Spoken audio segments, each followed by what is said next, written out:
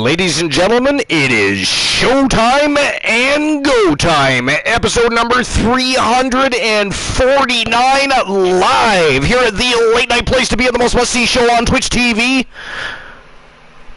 We are the very best in fantasy wrestling excellence, bar none, period. We are the Archiverse TV. Welcome to a very special edition of the Archiverse. Tonight, we're going to have a little bit of fun. We're going to rock it out with the Coalition Open Invitational Tournament. Of course, they've been looking for two members of their would-be faction after the, of course, exile of one Kevin Sammartino that was going around to locker rooms, parking lots, hotel rooms, and God knows where else we don't really want to know, causing havoc, shooting his mouth off, and causing problems with people that were unnecessary, caused a lot of issues for the Coalition. He was finally removed. However, the Coalition looking to once again jump into the faction wars, so they are looking for two new members, and tonight we find those two new members. We have 4 members from the Global WCW and Archiverse universe, and of course we have the streamer teams, 4 of them, set to do battle and go to war to see who is going to join Archer and Iron. But to start things off, it is an Iron matchup in Fatal 4-Way form. It is going to be King Kylos taking on Lil Joey Nightmare, taking on Poindexter, and of course the reigning, defending, undisputed TWA King of the Cage champion from Team Christian Cool. The Iceman, Christian Hart, is putting his title on the line. We've got Team Big Body Metaverse, we've got Team Kraken Skulls, Team Froggy Moth Legs, and they all want to dethrone Team Christian Cool. Snorhawk, what's going on? Welcome to the show. Welcome to episode number 349, my friend. What's new and exciting? What's crack-a-lackin'? Anger Issues TV in the house. Messiah, welcome in. Welcome to the show. Everybody's popping in early. This is great. It's going to be a good show. It was on short notice. It was not a show that was planned, but it is going to be fire. You just wait and see. Again, we're going to have the Coalition Open Invitational. We're kicking things off here with a bang, with a Iron for Lockdown matchup, and it is for the TWA King of the Cage Championship. That is how we're going to set the tone. It is going to be a great night, great matches, great tournament with a bunch of great people. Those great people being you. Now, before we get started, we have business to tend to as usual. We've got the dirt sheets we have to check out. We have Between the Ropes with One Woozy TV, and also tonight, Boss Apollo joining the broadcast. So we're going to have some different lists for some different folks here tonight. It is going to be a grand time on Between the Ropes. But before we can do that, we have to invite them onto the show. So let's welcome to episode number 349 from Team Boss Apollo and Team One Woozy TV. Woozy and Boss Apollo, welcome to episode number 349. Howdy, everyone. How's everyone doing tonight? Hello. What's going on, guys? What's crack-a-lackin'? What's new and exciting? Anything new? It's been a couple days. I mean, can you believe we haven't had a show since Friday? I know it's ghastly. It's somehow Froggy Mothleg's fault. And Froggy's not here yet, so perfectly okay to blame Froggy. Thank you for the shout-out, Glenola. Appreciate that. Joe Link isn't here yet, so that is appreciated. And, of course, we're talking, so we're not really paying attention at the moment. The great Glenola. So, before you answer that question, actually, I do have something I want to discuss. I'm sure everybody noticed that I put a post on No Holds Barred today letting everybody know that somebody was removed from our Discord and also banned from the Archiverse. So it was Warmaged Don at JLP, also goes by Grimclaw on Twitch. So what happened is this. He was also a member of a few other Twitch universes, Dogface being one of them. Started out, everything was fine. Everything was as per normal as it is with everybody else because they have a great community. Why would you cause any problems there? So everything was good. While he was waiting to meet his requirements to be able to join Dogface's universe, he was pleasant, caused no issues, and then as soon as he got involved with the universe and actually lost a match, started causing problems, demanding a faction, demanding a championship belt, demanding a rematch, even went as far as messaging, DMing Dogface and slandering him in the channel and demanding this and demanding that. He literally went in and pissed off the entire community over at the Doghouse, which is the universe run by Dogface. That is not okay. They are interactive with the Archivers. They all pop in, they check out the show. Dogface, of course, has a wrestler here on the show. He is a proud streamer team, loves coming over. As a matter of fact, he advertises the Archivers anytime he gets a chance when he is going live with his universe. They are a bunch of great people, and I was absolutely blasted that one of my members, one of our fucking streamer teams, went over there and caused fucking problems, so that motherfucker was removed. Goodbye. Thanks for coming out. Lovely parting gifts. Next time you will never be back. You want to come back? You go beg them for forgiveness. If they forgive your ass, I might consider polling my community to see if we let you back. Until then, go fuck yourself. How dare you? And that pretty much ends my rant on that. So, it's the first time I've ever banned somebody legitimately from my channel. And I say legitimate because we ban people all the time at the Archivers, do we not? How I get banned. But this motherfucker is banned. Okay, this isn't a joke. It's not funny. This motherfucker is banned. Goodbye. How dare you? Do not come back. And anybody else that tries that same thing, if you're a part of one of our extended communities and you cause problems, you're automatically banned here too. That is just how, no hesitations, no questions asked. If Dogface or Fenord or Big Body Meta or I don't care if it's Snorhawk, if they get a hold of me and say, hey man, there's this guy, he's on your channel too and they're causing all kinds of problems, that we're going to be having to give them the boot. They are also given the boot from the Archivers. No questions asked, no hesitation. Goodbye. That's how it's going to work. But I thought I'd better explain myself a little further so you knew exactly what was going on. Anger Issues TV, yes, I'm talking about Youngblood. He is now gone and no longer welcome here, or anybody else that, acts like that, they are not welcome either. That is not what our community is for, is not what we are set out to do. We are out to create a great community that likes to get together every single time we have a show, have a good time, watch great matches, and continue to have great conversations and get to know each other as a community, become friends like much of us have. We do not need scumbags like that involved with either one of our communities. So, again, I had no issues with Warm Blood. It's Youngblood. I had no problems with Warm Age Don JLP. He caused no issues here. But he did there, and he did in other universes, and therefore he is also gone here too, because he's not going to have the chance to do the same thing here. And regardless, not a chance I'm going to have a streamer team as part of our channel that we have all taken almost 2 years to build.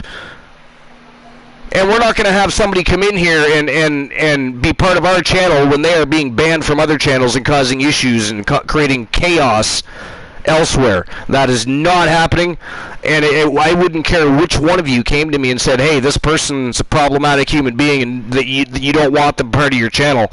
You know what? All of you are my friends. All of you are trusted, and if you tell me information like that, I automatically, if one of my mods does not do it for me, I will automatically remove those people. Always. But anyways, I wanted to explain myself a little further, because I did put a post on there, but it was I realized it was kind of vague, right? It explained a little bit about what was going on. Yo, Dude Leader with 100 tiny little beautiful gems, I appreciate that. Welcome into episode number 349. You're very much appreciated for stopping by. But anyways, that was a very vague post, but I did that for a reason. I wanted to give you a little bit of information and then give you the remainder of the explanation when we went live. So, that is just how things work. Dogface is a very good friend, and I absolutely love his community. I absolutely love being part of his Twitch universe. Elijah Archer is even over there running wild over at the Doghouse. We have a good time there. Soul Embers, Anger Issues TTV, a lot of us, we all interact. So there is no room for some scumbag that is going to cause problems in Anger Issues channel, Dogface's channel, Soul Embers channel, or anywhere else. If they're causing issues there, and they haven't caused issues here, they are still gone. Goodbye. Ejected. Go fuck yourself. Cactus fist yourself with the biggest cactus, with the most spikes you can find on it, because and turn that sumbitch around while it's in there and shred up your intestines. But anyways, that is my rant on that. Again, I just wanted to further explain what happened, and that is the final judgment. That is just it. That is all. Archer's over there, so he has a chance at victory. Hey, that might be somewhat true, actually. That might be somewhat true. There might be some truth in that. But anyways, again, that's the first time that's happened, and that's why I figured I probably owed everybody a bit more of an explanation of what was going on. That's what happened, but that is it. That is all. We're not gonna dedicate any more time to that scumbag. We're gonna move on and have a great evening, and we've got a lot of things to discuss. We've got the dirt sheets, of course, to go through. We haven't got Boss and Woozy's answer for murder, so we still have to get that. And as to what they've been up to, what's going on, and what is new and exciting, and then we have a great show planned, so it's going to be a great evening. But, Woozy, how about you? What'd you do today? I played some football, I played some Call of Duty, and I played some wrestling today. You played football today? Did you now? Yes. And what football game did you play? Madden 22. Madden 20. Now, is it yours, or were you playing at a friend's, or? Yeah, it's mine. It is? Nice. And do you have your own season, like your own season and or franchise mode going on? Me and my friends have a franchise going on. Nice. And how's it going so far? What's your record at? 5-4. That's not bad. Can't complain with that. Today, life is great is Oscar. And I am Otis. And you are Otis? I haven't even checked to see who I am. Hold on, I'll see who I am. I just barely opened up the dashboard, so... And I see somebody saying hello to...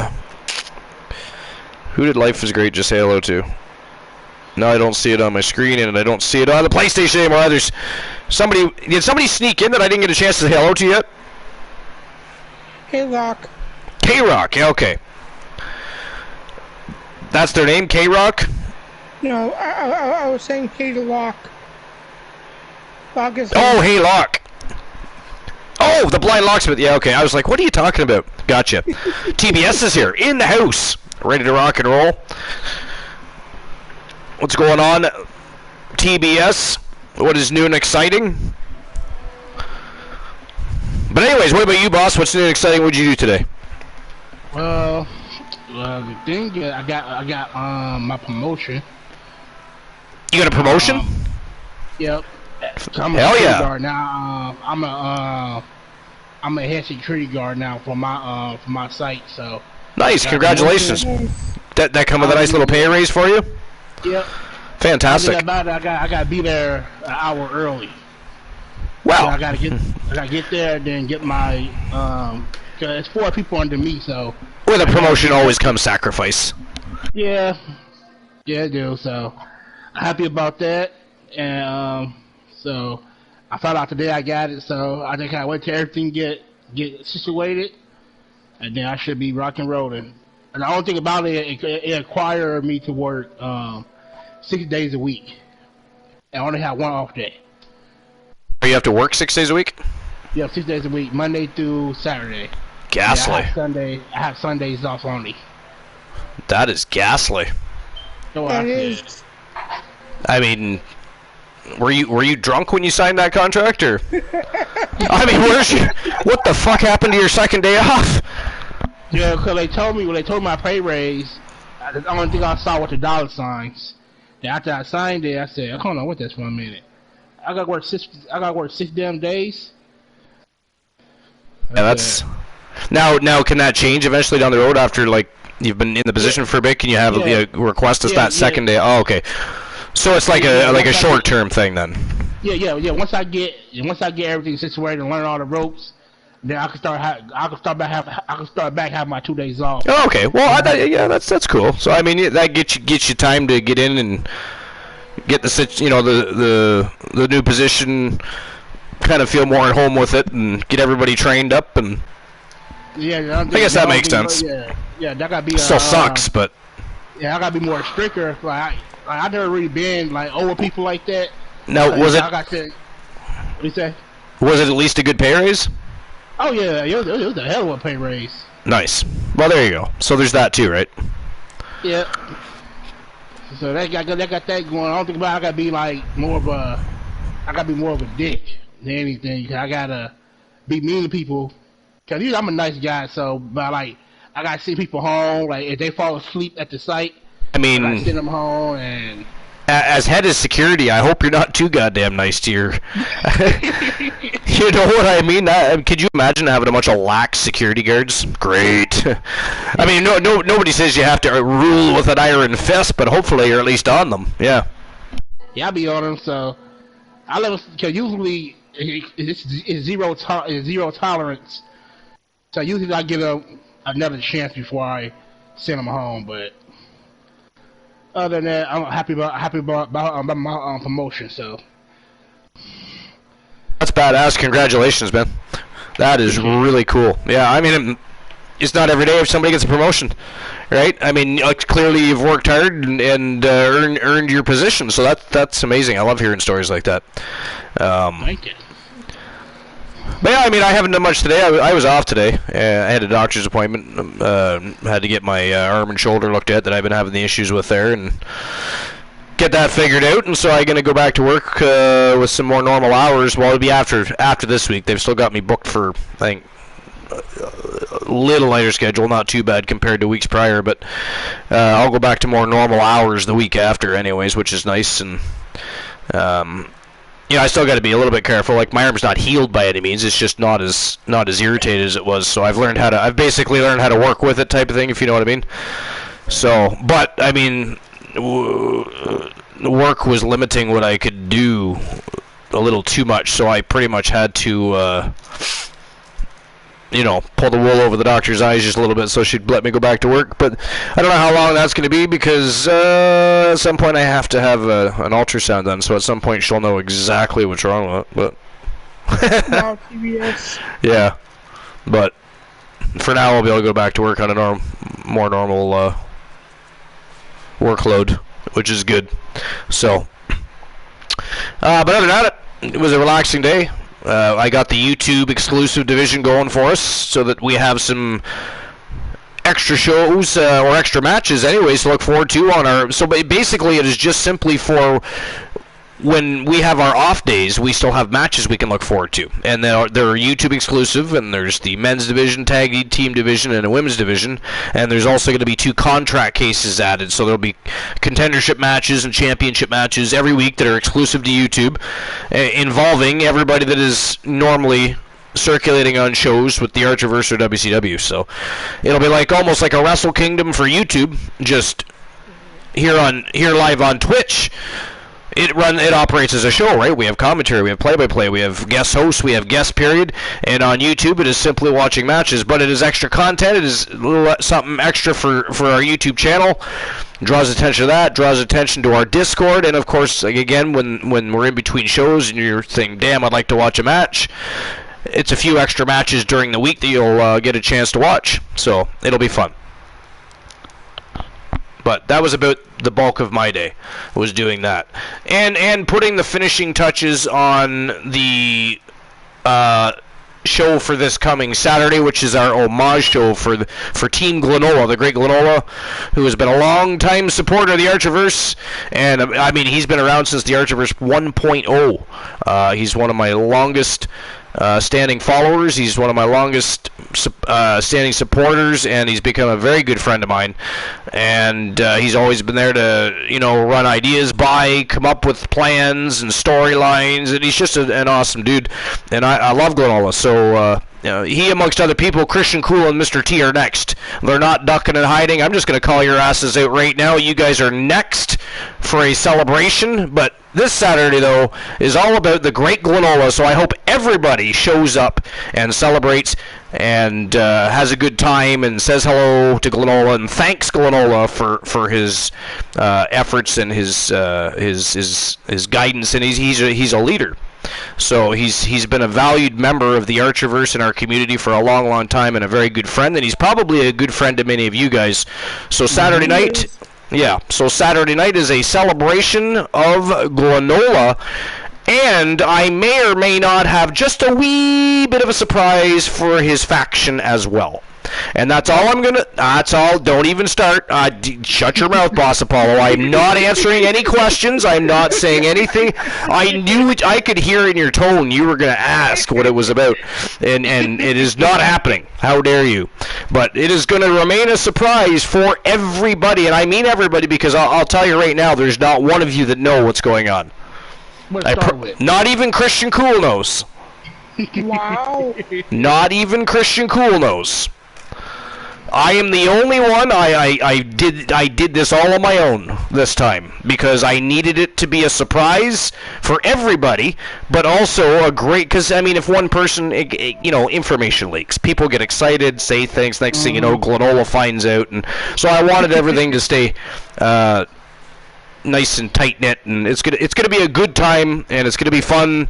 It's just a big giant show to say thank you to Glenola for being such a great human being. So that's what we're doing Saturday night, and then of course Sunday night.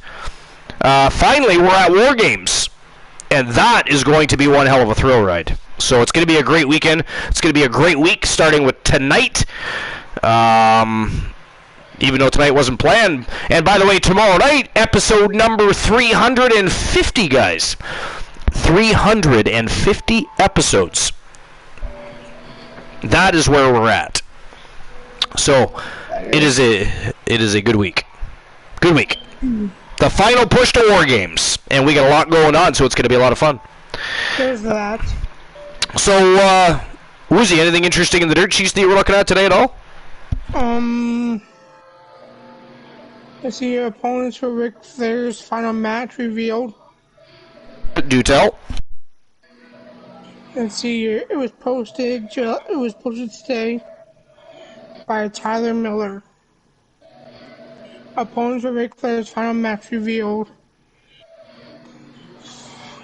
Earlier this year, it was announced that the Nature Boy Ric Flair will be coming out of retirement for one final match. The match is set to take place at Starrcast 5 in Nashville, Tennessee. Over SummerSlam weekend, what was originally reported as Ric Flair in the TR versus Mystery Opponent and Rock and Roll Express has been officially changed to Flair teaming with his son-in-law, Andrade El Idolo, to take on Ric Flair's former TNA rival, Jay Lethal, and Nashville's own Jeff Jarrett. Wait, what? Lethal and Jarrett are teaming? Yeah. So that's what they meant by a WWE Raw superstar. That was Jeff Jarrett, but he's the special guest referee. Does that qualify as a WWE superstar? Let me review that, make sure. And Jay Lethal's, because Jay Lethal's not a part of the WWE. No. And sorry, who's Flair tagging with? His son-in-law, Andrade El Idolo. Really? So has been officially changed. Well, you know what? I don't really know the whole. That was one story I didn't pay much attention to. I'll be honest, because I didn't care. But I'm curious of what really happened to that made Andrade leave. Because I got to be honest, I actually thought Andrade was going to be part of the future of that company. He's damn good. He is damn good. Yes, he is. You know, and because he was easily the next Alberto Del Rio as far as that charismatic enigma side of things. He was a better wrestler than Del Rio was, but without question there. Yeah, so I was super shocked when he left. I really was, because and especially considering it is Charlotte Flair's husband. I mean, that just goes to show you that, just because you're related doesn't mean you got a job. But I do fully expect he'll be back at some point, though. Yeah. So, but. And then also says here too, continuing, Flair and Jarrett, of course, have history that spans all the way back to WCW and WWF days. The feud even got reunited in TNA when Flair jumped to the company in '08 after losing his match against Shawn Michaels at WrestleMania. Yo, life is great. Tossing 100 tiny little beautiful gems all over the floor. That is 200 tiny little beautiful gems being tossed all over the place tonight so far. It is glittering in here like an episode of Twilight. What the hell is going on? Good Lord. And since he not only will Jarrett be appearing as StarCast, but the former IC champion will also be special referee for the Undisputed Tag Team title match at SummerSlam between champions, the Usos, and challengers, the Street Profits. Yeah. Now I'm actually so one of two things are happening here, right? And I gotta tell you, I'm starting to lean more towards the latter. But so one of two things are happening here: either the Street Profits are finally going to become the tag team champions, or the Street Profits are going to somehow get screwed out of the tag team championships, and that's when Dawkins and Ford are going to go their separate ways for a while, and Montez Ford is going to blast to the top of the food chain very quickly. Because I'm telling you right now, Montez Ford is the next Rock. I'm telling you right now, and he is young, and he is gifted, and he is awesome. So, I'm looking forward to it, I'll be honest. Not even WWE can fuck up Montez Ford. He has too many talents. Not even Vince McMahon can fuck up Montez Ford. You'd be surprised. No, not with Montez Ford. He's too much like The Rock. He can adjust to anything. He can adapt. He's got the brains. He's got the talent. He's got the looks. He's got everything, man. He's the total package. What the question I have for Yo, you, Punisher, what's going on, my friend? Welcome in episode number 349. But the question to you, Archer, though, is who turns on who? Does Dr. turn on Ford, or does Ford... Well, nobody says either one of them have to turn on. Maybe Montez Ford just says, listen, I'm going to go on a singles run for a while. I mean, there's been times where tag teams have stayed together and one of them went on a run. It happens. That would leave Dawkins in a strange, peculiar spot. But does anybody really want to see a match between Ford and Dawkins? Because I don't. No. There's no need for it. There's too many ways to handle that situation without having that happen. Hell, here's an idea: have Dawkins hurt and written off of TV for a month, and pay him, right? And send Ford on a run that way. You don't have to break them up. Yep, just like they did Crime Time. Right? Exactly. Oh man, that was such a great tag team too. It was. It's too bad what happened to Shad Gaspard. Yeah, it was.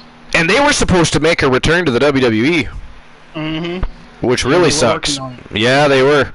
The only shitty thing is JT never came back. Like, no, yeah, he never came. No, he never came back. No, I understand that Gaspard was the better of the two. I get that, but they still could have found something for him. Well, they tried to push Shad, but they didn't try. I think he could have been good if they would compare him with the right people. Yeah, well, they would have eventually. They would have pushed him eventually. He was a very gifted man himself, and a big dude. He was a big dude. He was. Yep, he so, was. Yeah, but yeah, Life is Great says there can be only one.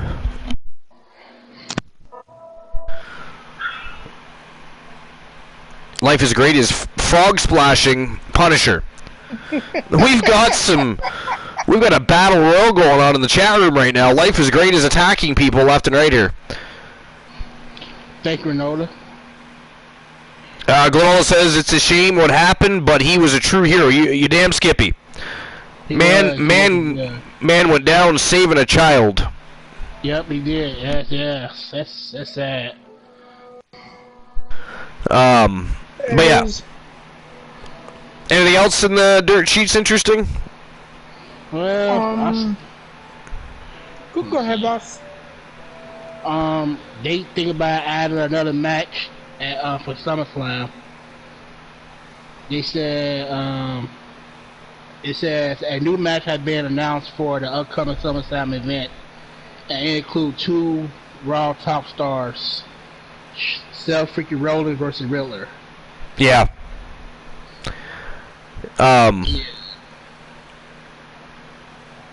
Yeah, I saw a bit of the altercation between the two. Mm-hmm. So I figured they were gonna set something up there, but I don't know. See, I like Riddle as part of RK Bro, but he doesn't do enough for me to invest in him as a singles competitor to push him towards a title or anything like that. I think they pushing him too hard. Yeah, they do, because with that gimmick that he's got going, I don't know how long he plans to run with that particular gimmick, but with that particular gimmick that he's doing right now, it is just so limited. Yeah, cause I can't take him seriously. Exactly, you can't take him seriously. You know, and we're about to go to TV 14, where it's about to get a little more real. Mm-hmm. Again, for the first time in a long time, and that stoner gimmick that RVD's been doing for years isn't. Riddle does it better, don't get me wrong, way better. But you can only get so far with that. Mm-hmm. And it doesn't matter what era you're in, you know. After a while, it's more tedious than it is funny. So, but I see there's some backstage news on Edge's return to TV. Yes. Wrestling Inc. by Ross Berman says, while signals are mixed on whether WWE Raw is actually returning to a TV 14 rating, it does seem confirmed that the Raw brand is about to get R-rated. According to Fightful Select, the Rated R Superstar, Edge is set to return to WWE programming soon, with current plans pointing to the former Judgment Day leader being reintroduced at the July 25th episode of Raw in Manhattan, New York. The show will be the first episode of Raw to be broadcast from the famous Madison Square Garden since September 9th, 2019. Whether Edge will actually appear on the July 25th episode has not been confirmed, but his return has been teased since July 2nd, when WWE began airing cryptic vignettes that feature references to Edge's past opponents. While WWE has yet to state explicitly that Edge is the subject of the vignettes, causing confusion and speculation amongst fans, Fightful reported that Edge is in fact subject of the vignettes on the night of the Money in the Bank. There's a possibility that the 25th is simply the date when Edge's return will be revealed, as opposed to an actual in-ring appearance at the Garden. Now, recently, I don't know if you guys saw the more recent one, but you see somebody dip their finger in the goblet of blood, right, and they draw the number 6. Mm-hmm. I think that Edge is bringing back Bray Wyatt. Did anybody see he changed his name to Bray Wyatt 6? No, I didn't. Okay, so his new social media name is Bray Wyatt 6, and if you go watch that vignette, he dips his finger in the blood, he draws a 6 on the mirror. Oh yeah. Oh yeah. Do you see the picture?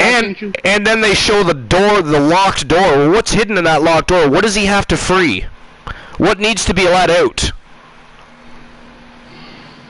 I originally thought maybe he was going to reform the Brood, which maybe he is, but how much more badass would that be with the Fiend? Mm-hmm. Or the sixth iteration of Bray Wyatt, whatever that's going to be.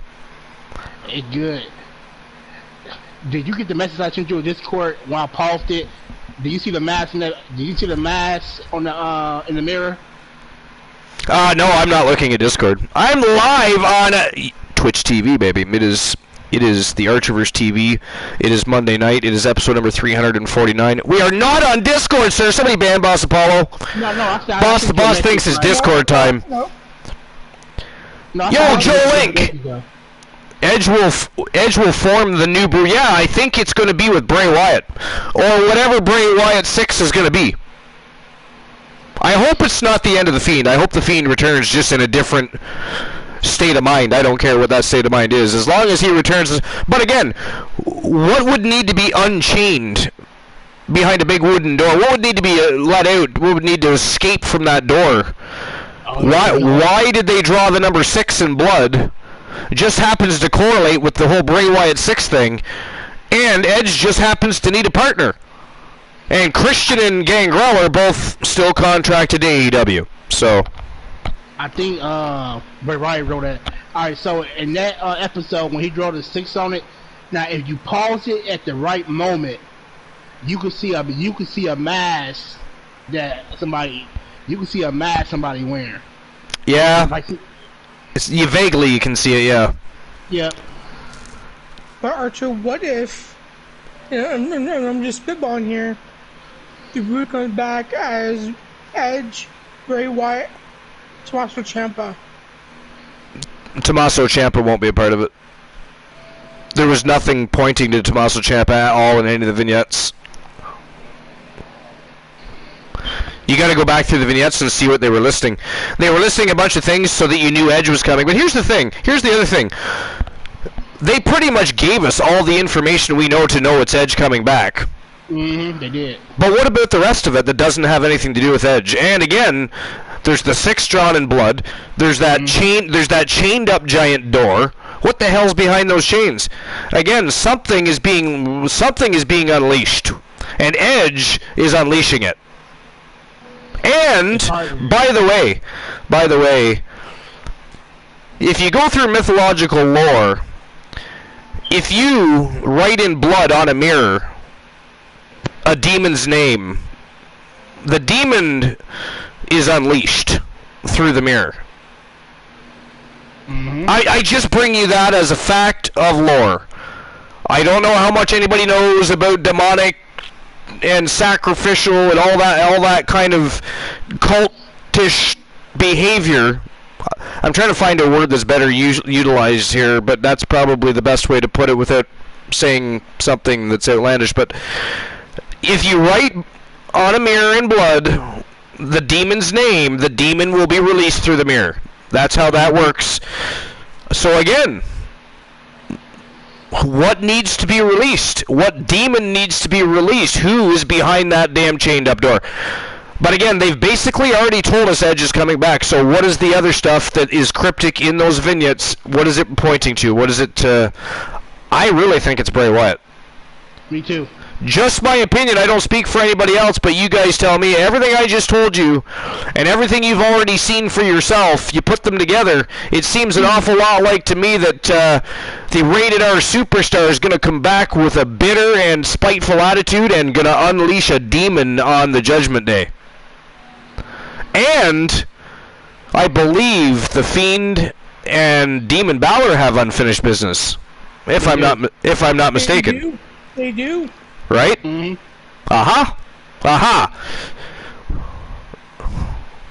this is why we have the best promotion on the planet Earth.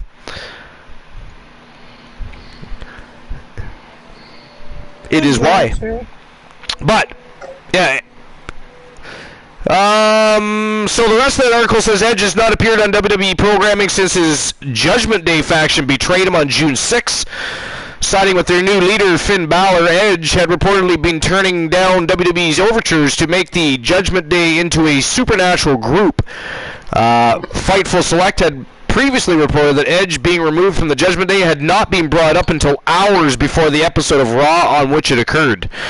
Meanwhile, Judgment Day member Damian Priest recently said the latest configuration of the group has really good chemistry, but his teammate Rhea Ripley was recently sidelined with an injury and is currently wearing a heart monitor while she recovers. That's left Priest and Balor to feud with Rey Mysterio and his large adult son. Why would they put it in there as large adult son? Like, what? Why was that even necessary? I'll read that again. Let me read that again for you. That left Priest and Balor to feud with Rey Mysterio and his large adult son. Like, what? So what are we making fun of Rey's size here, or was it really, or is everybody that stupid we had to be told that Dominic Mysterio is Rey Mysterio's son? I mean, or maybe one of us going to think that maybe Rey was Dominic's son. I don't know. Like, what the fuck is that about? But anyway. I just got a spoiler, Archer. I just got a fucking spoiler. Okay. This was posted 56 minutes ago. 57. Don't fucking lie to me. No, 57 minutes ago. How dare you? What happened after Dominic Mysterio agreed? I say Dominic Mysterio agreed to join the Judgment Day. Well, do tell. Do not leave us hanging. How dare you? Right, TBS? I mean, he is still talking. He says he's got a spoiler. He hasn't spoiled anything for us yet. Come on, man. Get with the program. How dare you? You won't let me speak. Right now on Raw? What? What were we going to say? Oh, nothing. I was just going to say now's the time to go. We're on Raw tonight after Dominic Mysterio agreed to join Judgment Day. Rey Mysterio, accompanied by Dominic, went up against Damian Priest, accompanied by Finn Balor. During the show, in a one-on-one match, after Priest won the match with his finishing maneuver, he continued to beat down Rey Mysterio. He beat down Rey with continuous stomps as Balor grabbed a chair on the timekeeper's area. Priest grabbed the mic and said that Dominic would join the Judgment Day, or they will take Rey's head off with a concerto. Dominic the concerto. And then entered the ring and pleaded with them to stop hurting his father in an act of desperation. Dominic agreed to join the stable to stop the assault. The priest told him it was too late and hit him with the chair. That's ghastly. I mean, again, would you be able to buy Dominic Mysterio as a heel? No. He's still too green. He still doesn't even know what he's doing as a babyface, for God's sakes. He still needs some work, and he needs a different look, too, by the way. He needs a different look. I actually think Dominic Mysterio needs to wear a mask. Mm-hmm. I think Dominic Mysterio needs to wear a mask. But anyways, that's just my opinion. The Judgment Day has been looking to recruit Dominic for the past couple of weeks. They first approached him during a backstage segment 3 weeks ago on Raw. While he was with his father, they tried to get the two of them to join the group. But Ray said a definite no. They turned their attention to Dominic and told him that his father is holding him back. Ray looked visibly upset, but Dominic appeared to be taking that they said into consideration over the past couple of weeks. Rumors are currently swirling that WWE is set to pull the plug on Dominic's heel turn during Rey Mysterio's 20th anniversary celebration. Oh, that is so lame. That is so lame. By the way, is there anybody here in the chat room right now that actually just sent me a message via PlayStation while I'm live? Episode number 349 on Twitch TV. Can we please ban whoever that was? Thank you. A message regarding this could lead to a potential match. We have a Discord. Somebody post the Discord link, please. Between Rey and Dominic at SummerSlam. Wait, what? SummerSlam is 2 weeks away. That makes sense, but still. The storyline between the two sides, the Judgment Day and the Mysterios, is expected to continue at the MSG show as the Sinister Priest and Balor promise to make a night. Joe Link, can you post the Discord link, please? Yeah, life is great. You gotta be a mod for that, sorry. Thanks for trying, though. Or Glenola. Is Glenola here still? I took care of it. Oh, there we go. Thank you, Woozy. You're welcome. So yeah, that was it. That was it on that spoiler. Well, that was interesting. But, I mean, is it not lame to have him turn heel during the 20th anniversary when that is just... You would expect that. Right? You would expect that. And again, I don't understand, like... What is the big deal with trying to get Dominic Mysterio to turn heel? Again, he has not even established himself as a true babyface yet. How do you turn somebody like that heel? Unless you already came in as a heel, right? That's different. Because then you've established yourself as you came into the business as a heel character. He was trying to sell himself as a babyface, as part of the Mysterio family. You know, Rey Mysterio, the Legend's son. But who here, first of all, gives a shit about Dominic Mysterio turning heel? And number two, who thinks he can pull it off? Because I don't. I don't know, but I think that there's something that his father never could. No. Yeah, well, the biggest little man in the business was too adored by fans to turn. So here's the thing is, some just have such a rapport with fans, you can't turn them heel. Or vice versa. There are superstars that people love to see as a heel, and when they turn babyface, the fans get pissed. Well, Randy Orton was always one of them because he is such a great heel. He tells such great stories and has such good programs with everybody. Nobody wants to see Orton as a babyface, except for Orton, of course, because he's kind of tired of playing the heel. But K-pop is banned in the Archerverse. Who's K-pop? TBS. What? TBS is K-pop now. TBS is K-pop? Yeah. What? Explain. Hurry up before I ban the whole fucking chat, because now I'm confused. Life is Great gave TBS a nickname of K-pop. Oh! Okay, there we go. See, I wasn't paying attention to that. We're still in the middle of business here. I am not paying attention to the battle royals going on in the chat room. Life is Great has been frog splashing people. I'm surprised she's not AKOing people in there. Of course, she's not a mod. She can't really do that, though. So it kind of does take the fun out of that aspect, doesn't it? Yes, just a little bit, but... Who's that? But yeah, I just don't care about Dominic Mysterio turning heel, I'll be honest. It's just... I don't. If anybody else does, I apologize. That's my opinion. Hats off to you. Good luck with that story, because it's going to crash and burn. Honestly, Crash and burn. I never thought about that. I mean, think about it. Have Dominic use the storyline of the adoption of Eddie and Ray. Yeah. I mean, he could.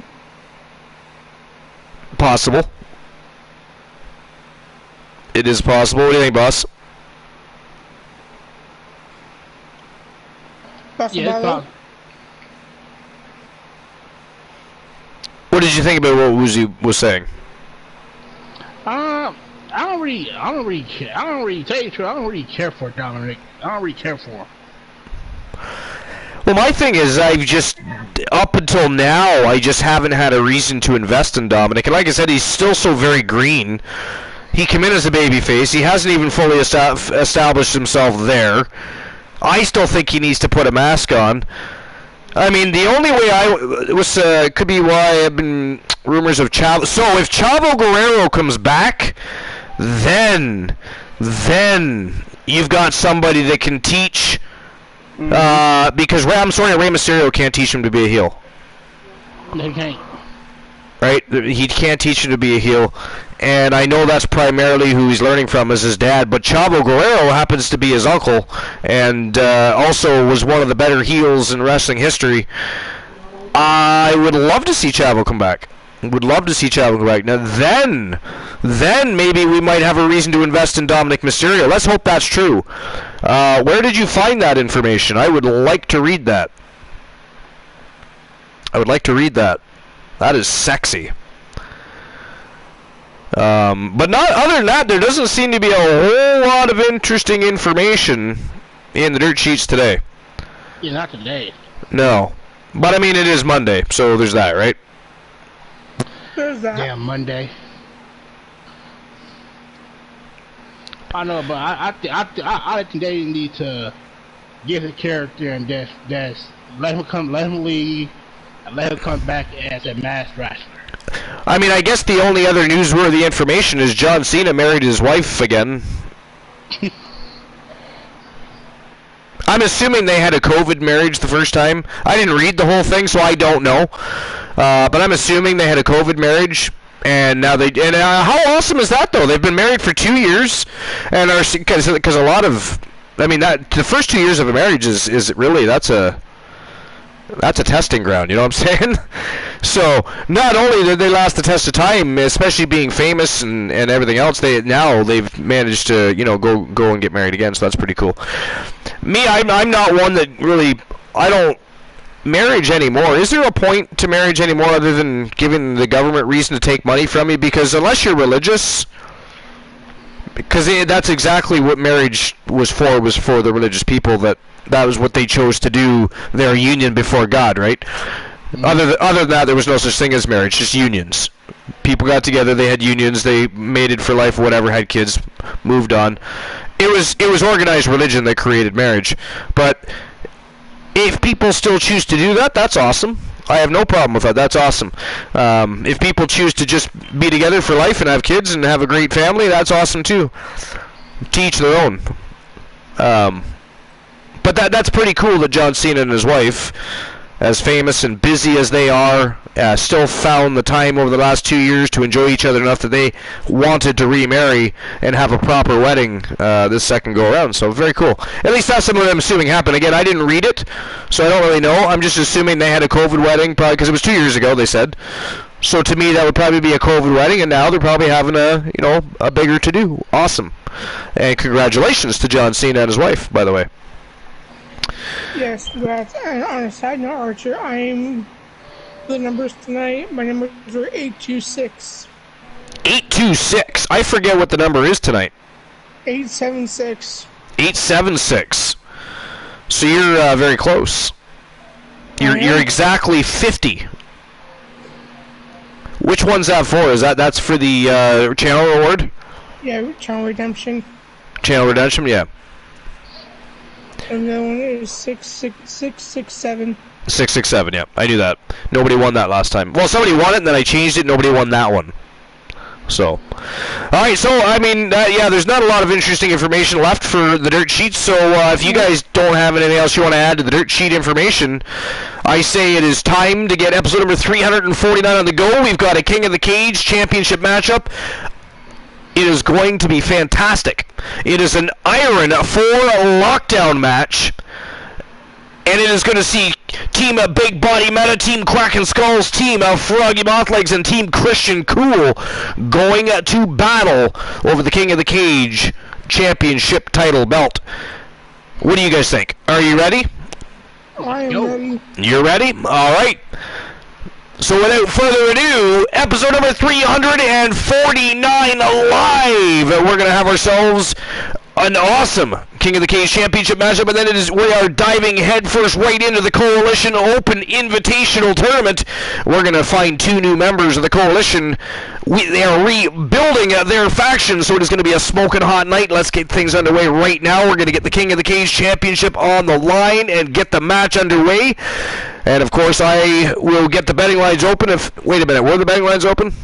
Yes, they were. They were? Okay, so I'll get the betting line open, and then I'll turn it over to Woozy and Boss for Between the Ropes. So just give me a moment.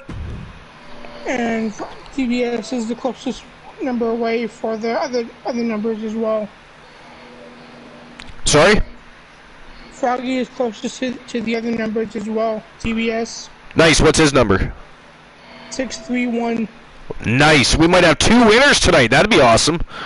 Yes. Well, either way, we're going to have 2 winners, because either you're going to win or somebody's going to beat you, and then Froggy's close, so that's awesome. 2 winners in one night. We haven't done that before. No, we have not.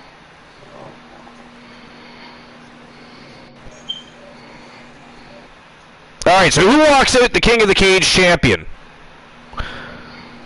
Is it going to be King Kylos, Little Joey Nightmare, Poindexter, or Christian Hart? the reigning defending champion, the inaugural champion. 5 minutes to make your bets. And there we go. Betting lines are open. Yo, Smokey the Leaf in the house. What's going on, my friend? Welcome to episode number 349. Tomorrow night's the big 350, baby. TWA Wrestle Kingdom's going to be a little extra special tomorrow night. A little extra special. It's going to be a great week. We have an awesome week planned. Don't forget, tomorrow night's episode number 350. This is the final push to War Games, which is this Sunday and this Saturday. This Saturday is the celebration of our good friend Glenola. Our homage to Glenola. And again, I may or may not have a surprise for the rest of the Wolfpack as well. So, you will find out come Saturday, but it is a big week. It is going to be a lot of fun, and I'm excited for one.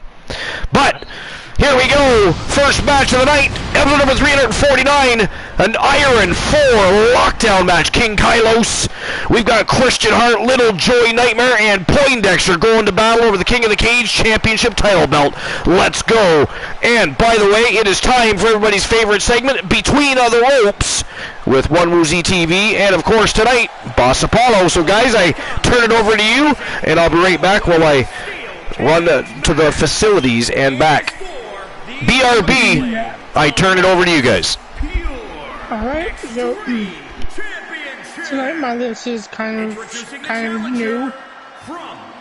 I'm doing a 10 WWE Legends and their picks for the best wrestlers ever. So this is their picks who they think was the best wrestler in their eyes.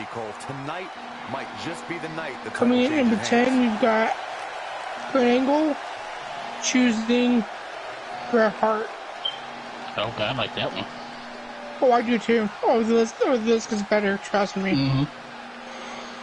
It says here, Kurt Angle was a brilliant wrestler in his own right, and someone who had the ability to blend in comedy and great in-ring ability. However, for the Olympic gold medalist is Bret Hart, who is the greatest wrestler of all time, and his name, a name that often comes into the conversation. I agree, Bret Hart is the very best, hands down, no questions asked. It says here also the Hitman was a technical wrestler, and that is why Angle believes he is the number one option. Angle feels that the wrestling style of Bret was superior to anybody else, which is an incredible compliment from someone who's a legitimate amateur star. With that, I agree. Me too. And coming in number 9, The Undertaker picking Shawn Michaels. One of the best superstars around. Not bad for Taker picking Shawn. I'm quite surprised, to be honest with you. Yeah, me too. How did I see that one coming? No. It says here when it comes to this debate, a lot of fans fall into Bret Hart category, and others believe that it's Shawn Michaels, while Kurt Angle might be behind the Hitman. The Undertaker's firmly in the Shawn Michaels camp. Of course, the HBK have shared a lot of moments together, which is likely where respect comes from. Also says here the Dead Man is a fantastic talent, and he believes that Shawn is the greatest in-ring worker of all time.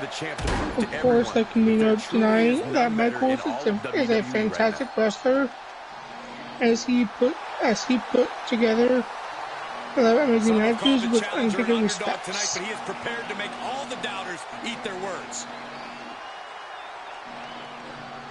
Number 8, right? May surprise you too, boss. Hulk Hogan chooses the Nature Boy Ric Flair. Oh, wow. I thought he would have chose... Okay. It says here Hulk Hogan is one of the biggest stars in the history of wrestling business, being someone who drove the business into new heights. He was able to use his entertainment to bring new eyes into the product, but for him, it is Ric Flair that is the greatest of all time.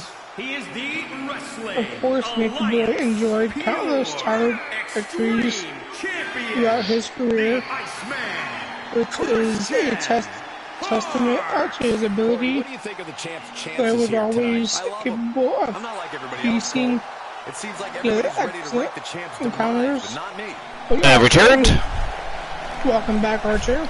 And I see I made it back just in time for the entrance of Le Champion. Sorry, proceed with your list. What have I missed on your list so far? Anything? Did you just get started or no? Yes, I got through 2 names. I'll fill you in when I'm finished reading this. Injected real personality and charisma into everything he did, which helped separate him from the rest. So, number 10 was, my list to be exact, was 10 WWE legends in the picks for the best wrestler ever. Okay. Kurt Angle chose the Heartbreak Kid, not the Heartbreak Kid, but the Hitman Hart. Yeah, Kurt Angle picked Bret Hart. The Undertaker picked Shawn Michaels. And Hulk Hogan picked Ric Flair. Coming in number 7, wow. Stone Cold Steve Austin picked Ric Flair. I am surprised. Yeah, me too. It says here Steve Austin is alongside Hulk Hogan as one of the most undeniable stars in professional wrestling. He took the baton from the Hulkster and set the business into a new stratosphere. However, he also believes that Ric Flair is the greatest wrestler of all time. The Nature Boy's ability to capture the audience with his promos, but then back it up with everything he did inside the ring, helped to make him stand out amongst the rest. His promos were truly epic, and the fact that Flair could always back it up in his matches helped too. Yeah, I mean, every single time Ric Flair stepped up to the microphone, gold came out of his mouth. Yes, I You know what I mean? Yes. Now, would you say that John Cena hates Brock Lesnar? Sorry, say that again? Would you say that John Cena hates Brock Lesnar with a passion? That he hates Brock Lesnar? Yeah, with the passion. He can't stand him. Anything like that. Like in real life, he doesn't like him in real life, you mean? No, like kayfabe and everything. Yeah, I don't know. His number 6 was John Cena picks Brock Lesnar. Oh, the Blind Locksmith says IRL. No, in-ring, yes. Okay, that makes more sense.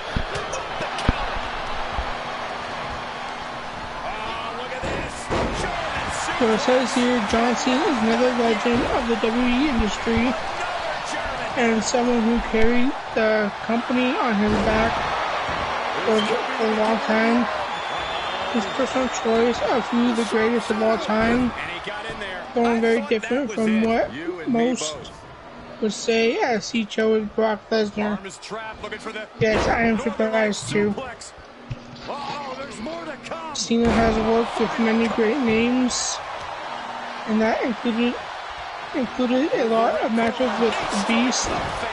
While he might not have been around as often as he has other wrestlers who... Alright, life is great if you have to hit the hay. I appreciate you being here either way.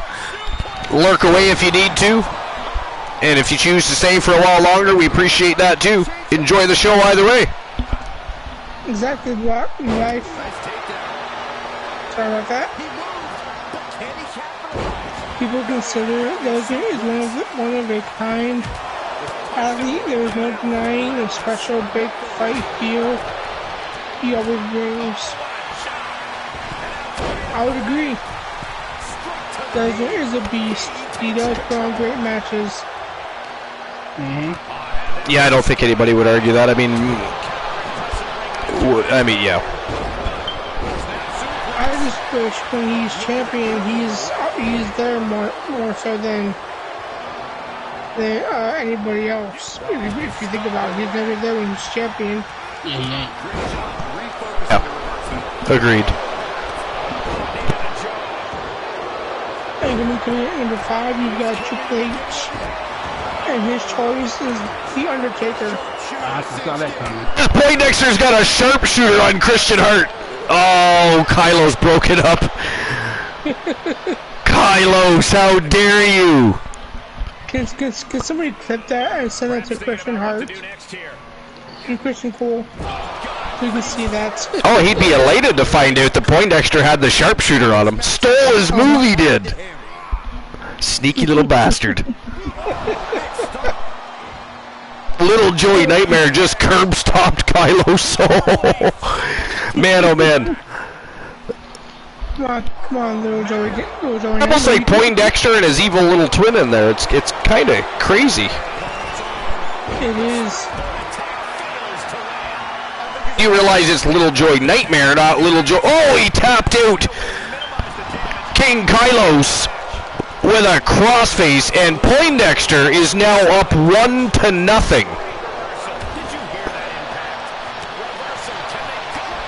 Make that 2-0. Is it 2-0? Yeah, he's got another submission. I don't think he tapped him out in the submission, though. I think the submission over Carlos was 1-0. Okay. I think. I think I'll save my list for tomorrow. I gotta get up in 5 o'clock in the morning. I'm gonna save my list for tomorrow. Oh, and Poindexter just about picked up another fall over the champion. Alright, boss. Y'all have a good night. Where's Joe Link? He's the one supposed to be paying attention to the falls here. How dare he? My team will win tonight. No, they will fall short. Well, okay. Have a good night. Froggy says, evil Dex.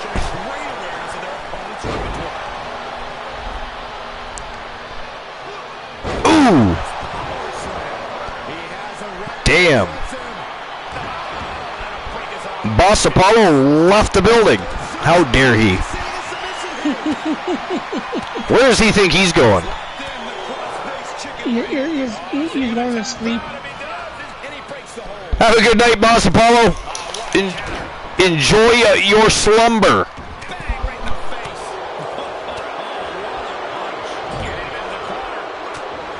Yeah, all things just look up to this match. This is intense. I can't keep my eyes off of this match. I know, there's a lot going on, especially between Poindexter and Little Joey Nightmare. It's been crazy. And Christian Hart is taking a beating, by the way. He is, which is awesome. I just want to see Poindexter. Oh, he speared him! Wow, that's 2-0 for Poindexter, I'm pretty sure.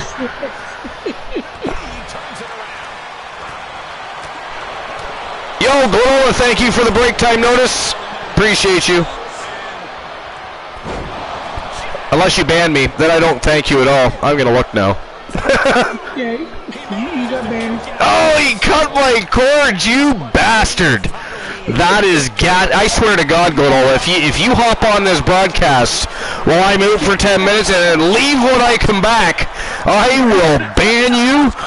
How dare you, sir? Oh, all right, I'm out for 10 minutes, Woozy. All right, Archie. This is fucking intense.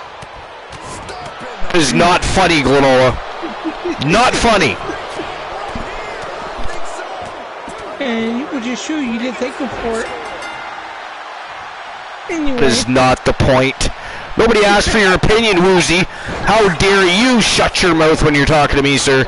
Yo, SJ Comp, welcome to episode number 349 here at the Archiverse. Appreciate you stopping by. It's a special event tonight. Is the Coalition Open Invitational Tournament, and we're kicking the night off. We're setting the tone with a fatal four-way matchup. It is actually an Iron 4 lockdown matchup. A 20-minute matchup, each of them trying to score as many falls as possible. It is now 2-1 in favor of Poindexter. Christian Hart just picked up a submission with the sharpshooter, so it is 2-1. And Christian Hart is the reigning defending King of the Cage World Champion, who is defending inside this lockdown match. So welcome in. SJ, you're going to have to chit-chat with everybody else for 10 minutes at least, because the great Glenola, it is not funny. It is not funny. Glenola has cut my cords. It is 3-1. Oh, Uzi was right earlier. So Poindexter's up 3-1. Okay, I apologize. 3-1. Life is great. Lefton came back like Glenola. I'm starting to think they're related. You see that? You see how Life just swooped right back in there to fact check me. How dare you? Somebody banned Life is great. Supposed to be in bed, and instead here stirring the pot, fact checking me. Gaslight. What she didn't do was cause villainy when she was scared. All right, so I'm gonna take my cut the cords. I'll take the 10 minutes. That should take me right to the end of the match. So I'm gonna go take it right now. All right, I'll proceed to the match. Enjoy. That is not funny.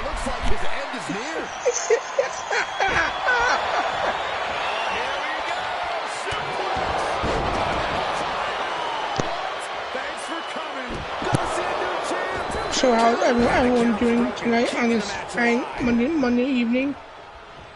Joe Link, I hope you're working. 3-2, okay, thank you, Joe Link. Working to neutralize that arm. Able to reverse that one. Joe Link, are you at work or are you at home? Right to the back. The challenger from the middle rope. Archer, I know you can still use chat, but you can't speak. And the assault to that area continues. Because I know you can. TBS is like, fuck.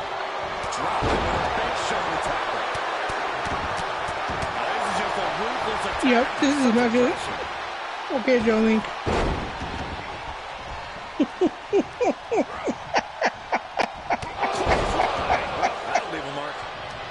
TBS, you know, when he gets back, he's gonna yell at you for that. Just so you know, he's going to say Gasly, how dare you? To be fair.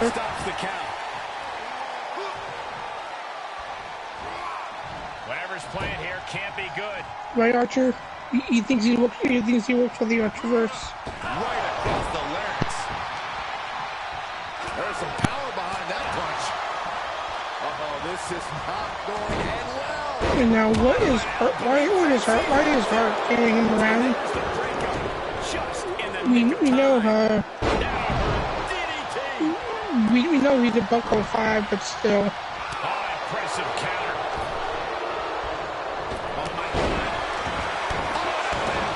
Like a fly on HIV. Wow, walk. That is Ghastly. Ghastly. And how dare you? There it is. He had no choice but to tap out. Yes, like, you can say Vindicated because you're not saying VM. Vindicated is not banned from this chat.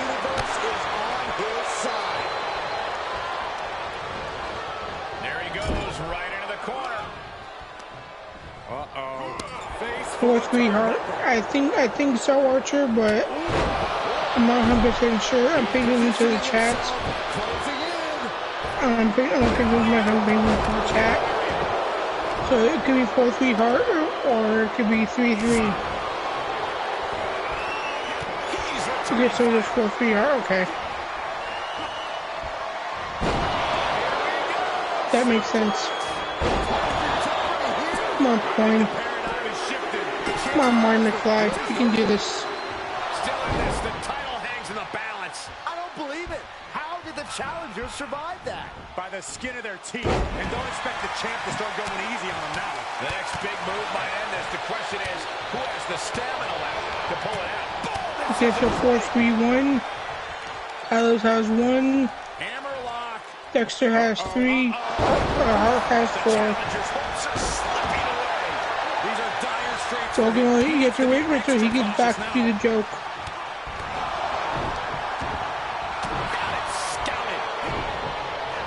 Another reversal. Eye for an eye. Inflicting pain at will. So this has been a fantastic match, everyone. If folks so interested on what's going on, doesn't he, wife? I agree.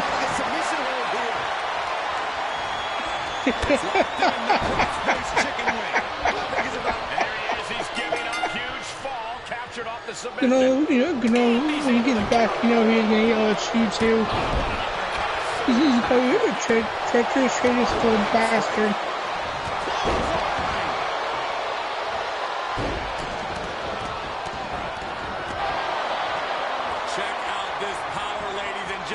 Why is it?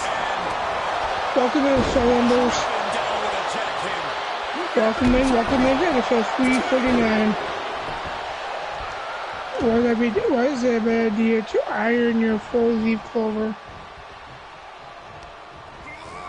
Getting set up for something in the corner. One, ooh. Trapped in the corner and the punches. Killjoy Nightmare breaks it up. So many nasty right hands. How are you, Soul? Just deadlifting right there. Okay, you're just looking, okay. Power slam. That makes sense. Sense. That'll break his heart. Vicious. Oh, here we go. Suplex. 5-3-1 now. Thanks for coming. The title exchange here. Don't review your friends. Welcome in. How you doing tonight? Welcome to episode 349. Sharp elbows to the body, looking to fight his way out. 5-3-1-1, nice. Suplex, lights up. What a match. Shoulders down. He stops the count. What a forearm. Makes him pay with a This has been one hell of a match, folks. Damn, come on, Swan Dexter. Double leg takedown, step through, looking for a submission here. Legs are locked Yeah, up. this has been so good. I had to put my list on pause. He could pin his opponent right here. Fighting back with a counter. Going right after the neck. Neck breaker. Producing a trampling. Gets cracked by the overhand. 1, 2. Damn, Carlos breaks it up. Saxton. 1, 2. Neck breaker from by Carlos. Power. I think you're right. His eyes are fixated. He's looking to end this. He saw it coming, taking advantage. No running, stop. Regular. That was great. Yeah, let's have a good night too. Sweet dreams. Sleep tight. And we'll see you tomorrow night for episode 350. Very nice. Making that shoulder vulnerable. That'll break his arm. Vicious. Check out this power, ladies and gentlemen. That's life. It is. I did too, Ultraverse. Right? That was a good show. Thanks for coming. Gonna see a new champ. Broke it up. And the match Good show, good show. It is all good show. 5, 3, 2, 1. They were missing a 4. Oh, look at mounting it now. The punches hammering away. Ruthless. And he's able to. What's the count? 4 guns this, I guess. Iron High in April and Shot Down in May.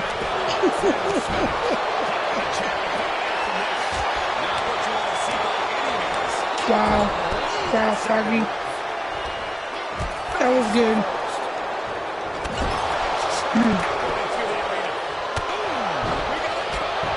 That was good, good, good. He breaks up the pin.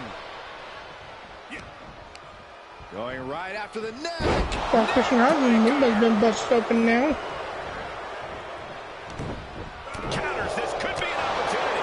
Big right connects. Nice look about behind Dexter. Flipping the script on him there.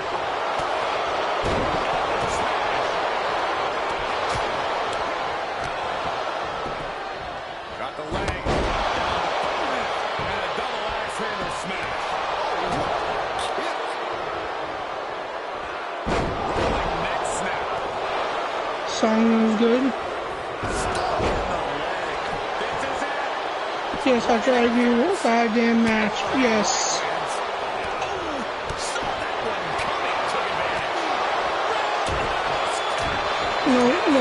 No, actually computer. Just at all. Got him set up in the corner of the ring. Up on the turnbuckle. The shit is Fuego. This is obviously about winning at all costs. Got it. 10 seconds left. And that wraps up my cut the cords that Glenola cast upon me. Back in the hot seat, I have returned to action.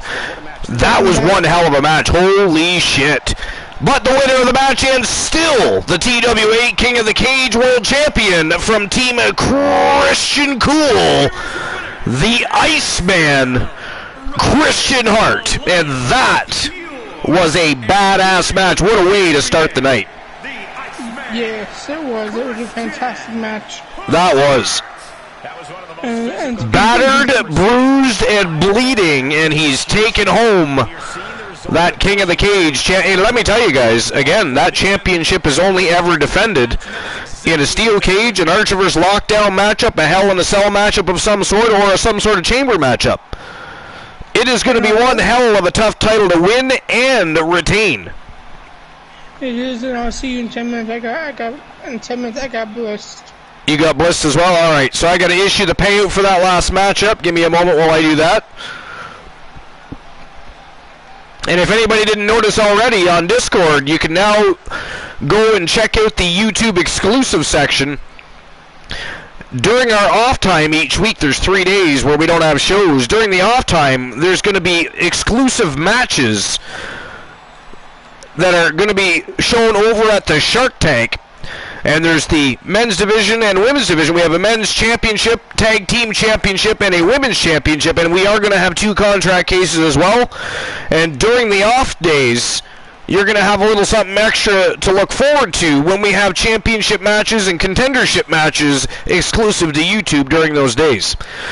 You can already go there right now and watch the first 3 matches of the division. And, of course, you can see 2 of the 3 champions that are already there. Alright, so, the winner of the match, and still reigning defending champion, Christian Hart.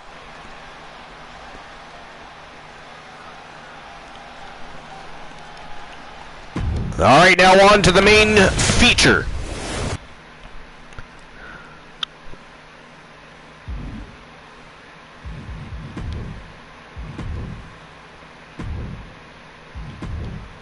Alright, here we go. The Coalition Invitational Tag Team Tournament. They are looking to build and recreate their faction. Of course, after they exiled Kevin Sammartino for reasons we've already discussed and reasons you're well aware of. They're looking for 2 new members, and look at this star-studded cast. You've got J.R. Jack and the great Champ Jackson They have, of course, just formed a brand new tag team, and they're going to be taking on the Outsiders. Big Sexy Kevin Nash and Scott Hall, and of course, Jared Jack and the great champ, or the great champ Jackson from Team Almighty Exotic, taking on RK Bro from Team Dogface, and of course Team Soul Embers. You've got Fat Lad Mitchell Vaughn and BB King, the Samoan Lion, Big Bubba Bruno. Taking on the Powers of Pain from Team One Woozy TV and Mr. Skittles. It is Hollywood Hulk Hogan and Randy Macho Man Savage. And taking on The Way, Johnny Gargano and Austin Theory, it is Demon Razor from Team Boss Apollo. And of course, the Reaper Cowboy from Team Leo King. And that is our lineup for the Coalition Invitational Tag Team Tournament. It is going to be one hell of a tournament. It is going to be very high octane, and it is going to be an absolute fire evening. We are going to crown new members of the Coalition here tonight, so let's get things underway with the quarterfinals of the evening. And we're starting off, of course, with the Reaper Cowboy, Leo King, and Demon Razor taking on The Way. And I'll get the betting lines open for that in just one moment. Who do you guys think is going to win this first matchup of the evening? All right, let's see here. So who moves on to the semifinals?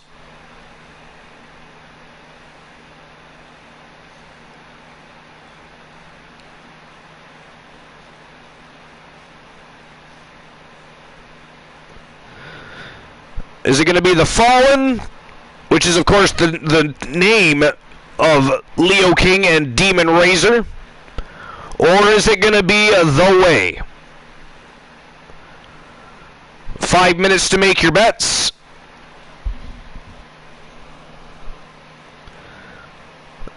And there we go. The betting lines are open, and it is showtime and go time for the first match in the quarterfinals of this Coalition Open Invitational Tag Team Tournament. Let's go!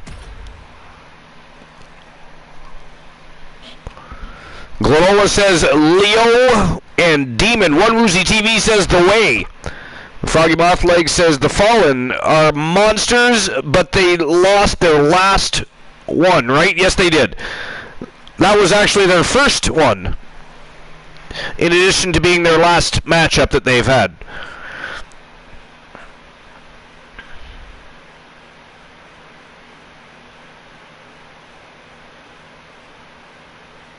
But does that mean we sell them short, though?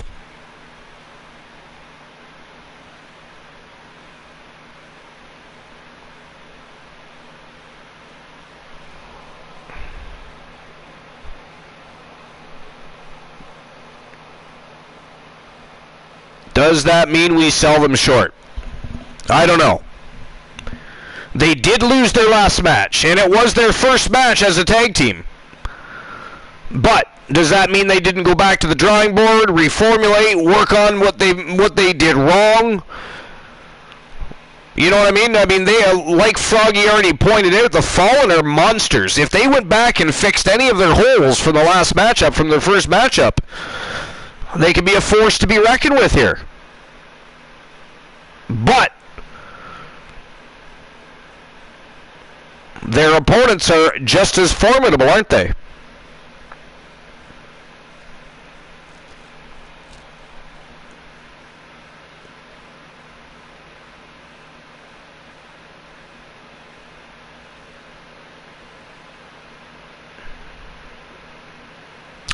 Who am I going for?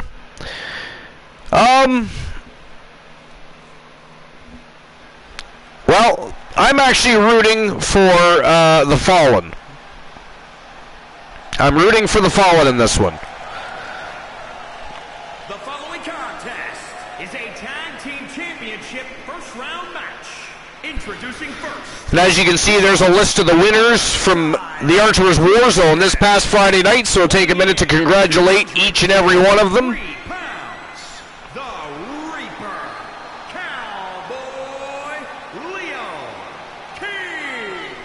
The Reaper Cowboy, Leo King. One half of the Fallen. But also, quote, a masterpiece in the ring. Well, the WWE Universe seems to agree with that prediction. 9-6-4. Even more egotistical. Sorry about your damn luck. Are they aware that the match hasn't even started yet?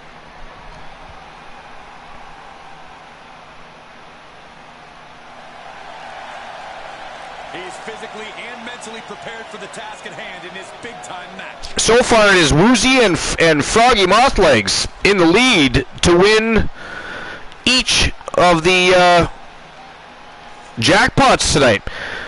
And that would be a first, too. We've never had both of them go on the same night.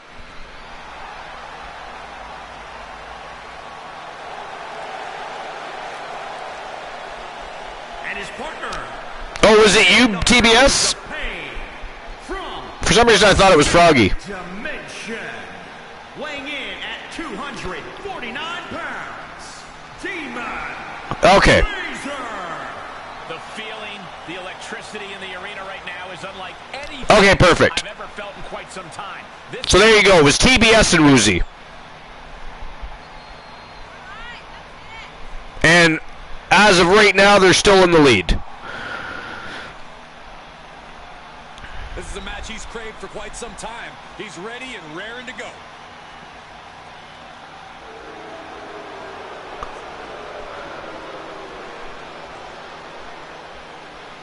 Let's see what Demon Razor and the Reaper Cowboy can do tonight. Did they take things back to formula? Let's find out.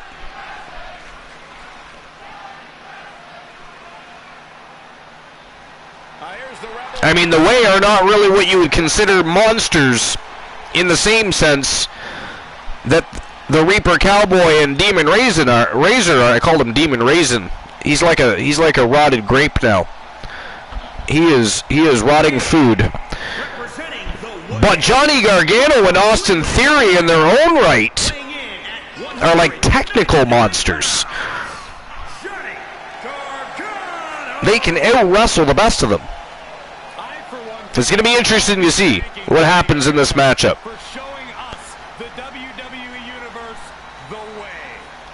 TBS says can't go back far enough. Well, Woozy already kind of brought it to light that you were correct. So. On top of sports entertainment. Well, it's true, isn't it? Oh, it's worked out very well for Gargano so far. Who are these some people? You? Me and others. You got a mouth. Demon Raisin.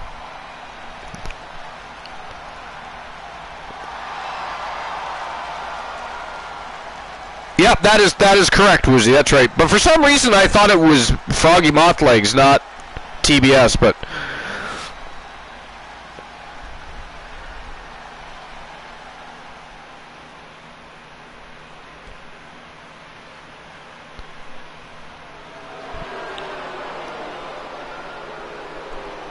impressive young talent. Froggy says, yeah, those numbers were played before I even got into chat. Well, again, as of right now, 631 and 826 are the two numbers that are leading the charge. Weighing in at 220 pounds, Austin Theory. A former Evolve champion and a sports entertainment prodigy. This is a guy who, by the age of 22, is already... I think Archer just has a thing for frogs. That would be Glenola, TBS. That would be Glenola. He is the finer than Frog's hair.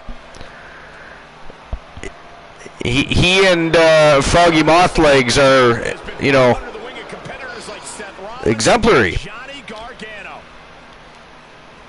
in representing frogs.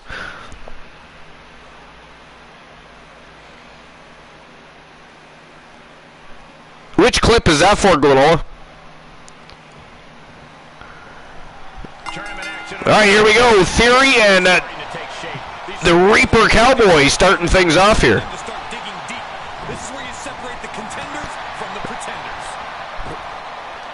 Whoa! Jesus Christ. That was like a springboard spiraling stunner or whatever he calls that. I don't know, but Johnny Wrestling right back on the attack, though. I mean, you got to be quick and you got to keep the pace moving if you're going to out-wrestle Johnny Wrestling. They don't call him that for no reason.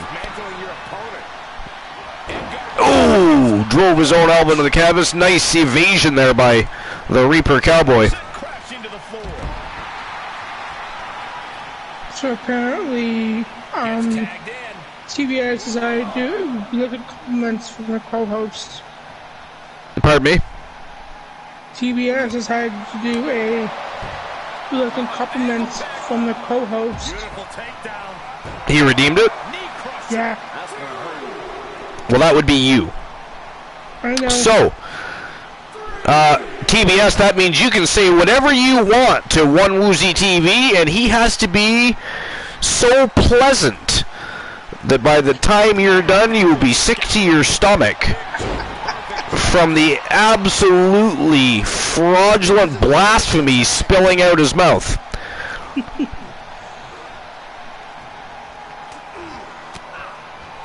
But all right, what do you have to say to One Woozy TV? Let me have a TBS. Let him have it. I can take it. Wow, what a knee to the face there by Demon Razor. Just about took, I think, all of the fronts right out of Austin Theory's mouth. Reciprocating the initial reversal. Nice stand. I'm kind of worried what he says, though. You never know what he's going to say. I mean, you're in for a treat, I'm sure. Yes. Oh, standing shooting star press by Austin Theory. Back in comes Johnny Wrestling. Johnny Gargano. Wisely using that agility and speed against Demon Razor. So Demon Raisin. Let me have it. Little was behind of the times. He was late to the punch on that one. Is he ever on time though? He is finer than Frog's hair. He is finer than Frog's hair. He's never on time, but arrives exactly when he means to. I ain't complimenting anyone. I pay for compliments. Like, well, you're not a co-host, so.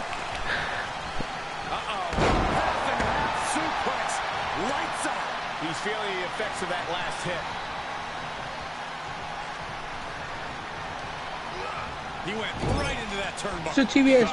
But I mean, TBS, you don't have to compliment him. You just have to say things to him. I mean, I think you've got it wrong. You're not supposed to compliment him. He compliments you. You tell him to go fist himself. And I gotta say nice things for you. And then he says he says very, very nice things in return. That's how that works.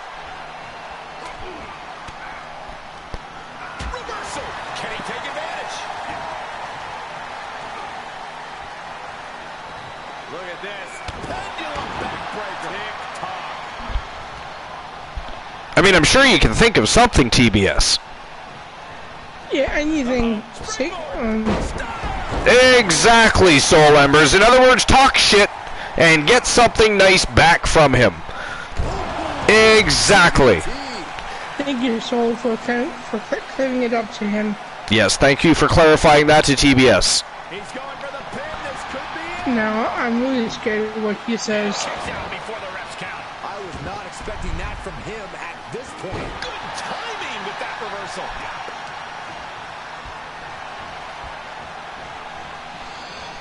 The Reaper Cowboy walking on a treadmill here, apparently. Having a little problem getting past Johnny Gargano's right leg.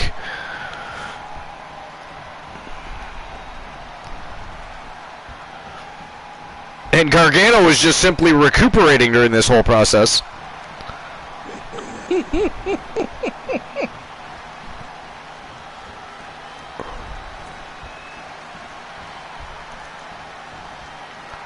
And there he goes, fully recuperated. Well, the Reaper Cowboy just took a little extracurricular exercise time in the middle of a matchup. So TBS, let me have it. And this has been one hell of a match. I mean, if they end up losing this match, Demon Razor's not going to be happy about that situation. Oh my God. Oh! Austin Theory with a super kick right to the chops of Demon Razor. Archer, read the chat when you get a second. I still need Wizzy to speak up because I can't hear anything with that dick in his mouth.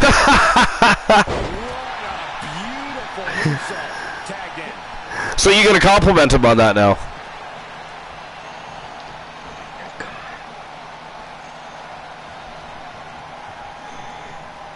Give me a second, CBS.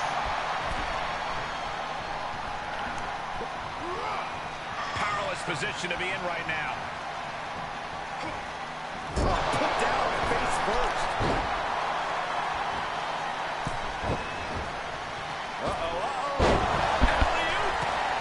Good Lord, Woozy, how long does it take to find something nice to say to TBS? I mean, you must really not like TBS here. I mean, you can't even come up with one single solitary nice thing to say to the guy? I mean, wow! That is spiteful. Okay.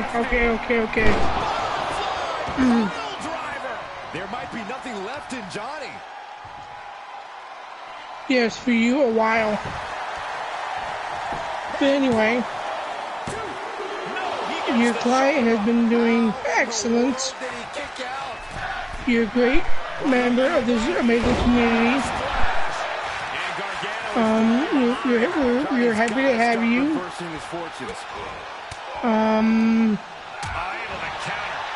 I hope one day me and your client go 1v1. Trying to bring the fight back in this one. Didn't go as Johnny designed. You have destroyed the wolf pack before you your client destroyed the wolf pack before you This could do it. oh my god, not again. Anyway. Oh, that was close. This match continues. Gargano keeps him at bay. All around TBS here, you're a fantastic person. Here comes the pitch. Ooh, Soul Embers is edge today. And now, Froggy Mothlegs. Joe Link, I'm not sure. I haven't really put a whole lot of thought behind it yet.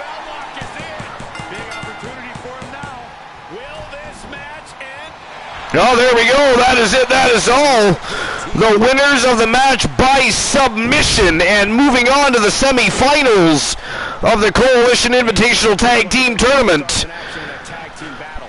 From Team Leo King and Team Boss Apollo, Demon Razor, and the Reaper Cowboy, Leo King, they are the Fallen. So I'll issue the payout for that. Yes, that is true, but I don't get a payout. And there we go. Payout has been issued.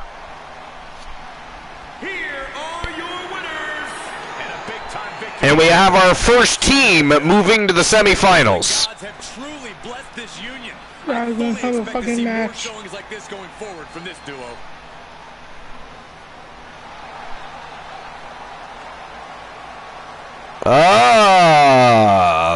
Thank you, TBS. TBS.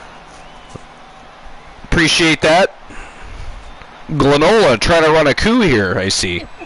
How dare you, sir?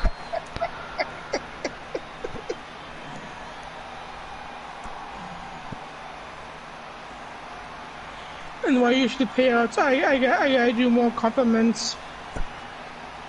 All right, so 6,500 Archerverse bucks were just paid out. Time to move on to the next match of the evening. Next match in the quarterfinals. All right. Soul says, well, fuck, man, using 2K on Archer already some... Bitch, man, it's only fun times if you hit you. I have no idea what any of that means. That is not even English. Fuck! Soul Embers, you son of a bitch. They set me up again. Cocksuckers. That is not funny. You know what, you motherfucker. Can somebody ban Glenola and Soul Embers, please? That is not funny, Soul Embers round 2. You shut your mouth, sir. You keep your fingers still when you're typing to me, sir. You keep those fingers still. That is ghastly. How dare both of you? Disgusting. My lord. I was wondering, I'm reading what Soul said, and I'm like, that doesn't mean, I can't even understand that. What the fuck does that even mean? That is not love. I mean, if that's love, I mean, I feel sorry for your wife. I mean, good lord. That was good. That was good. That was not good. Not funny, not good. Not funny at all. It was, though. You gotta admit, though, you walked right into it. Yeah, literally. And anybody else that's laughing in the chat room, it is not funny. I will ban all of you.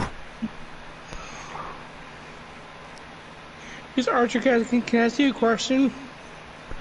Who moves on to the semifinals is the question right now.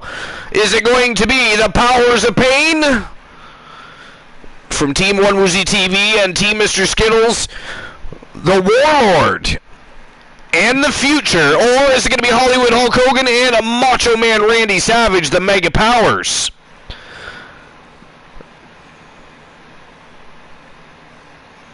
So is it going to be Powers of Pain or the Mega Powers? You got 5 minutes to make your bets.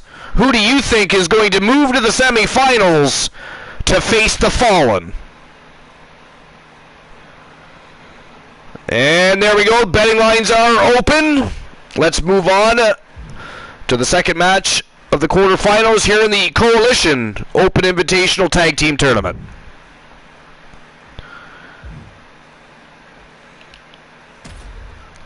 All right, let's go. And unfortunately, I am now banned for the match, so I will. It is not funny. Not funny. How dare you even try to stir the pot while you are part of the broadcast, sir? Ghastly. Anyways, the best part is he only had. That is not funny either, little. There was no reason to bring that up. Simply stirring the pot still is Glenola. How dare you?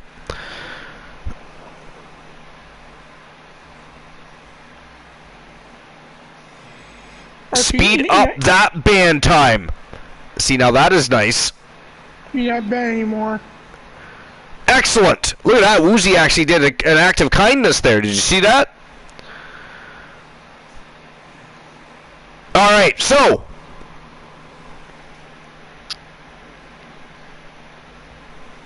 Did I already...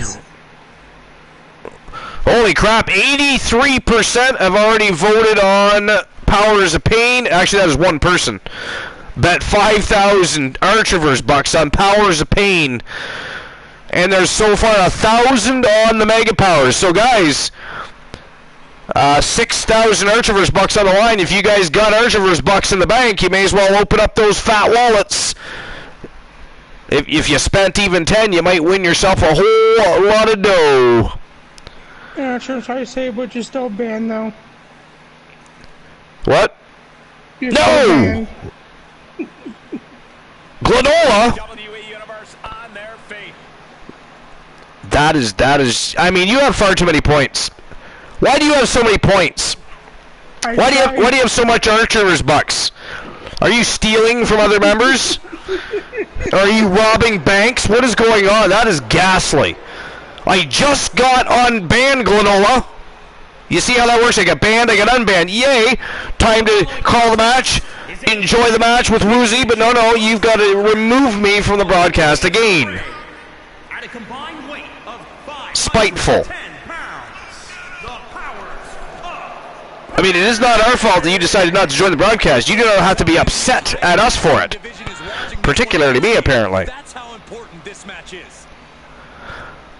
All right. Well, once again, I am banned from the match, so I will see everybody at the end of the matchup. Oh, no, not Joe Link unbanned me again. Jesus Christ, I'm being tugged around like a rope in a tug-of-war contest. What the fuck? Ban, not ban. Ban, not ban. I did it first, and then Joe Link did it right away. I know. My arms are sore. Soul Ember says, "Here, let me help you, Archer." Wait a minute, help me with what? I already got freed.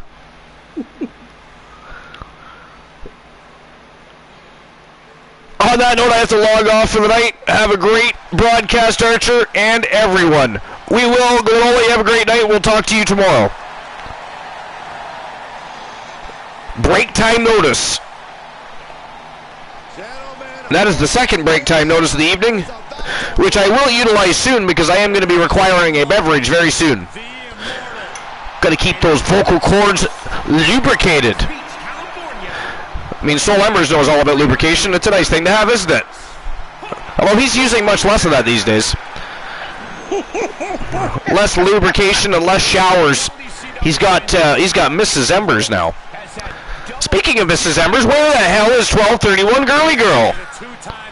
How dare you oppress her and not allow her to watch the Archerverse? This is the late night place to be, sir. The most must-see show on Twitch TV at any time of the day. Damn it, Granola! You just had to. You spiteful little not finer than frog's hair. You are not finer than frog's hair. That is all blasphemy. More villainous than frog's hair is what it should be. More villainous than frog's hair, not finer than frog's hair.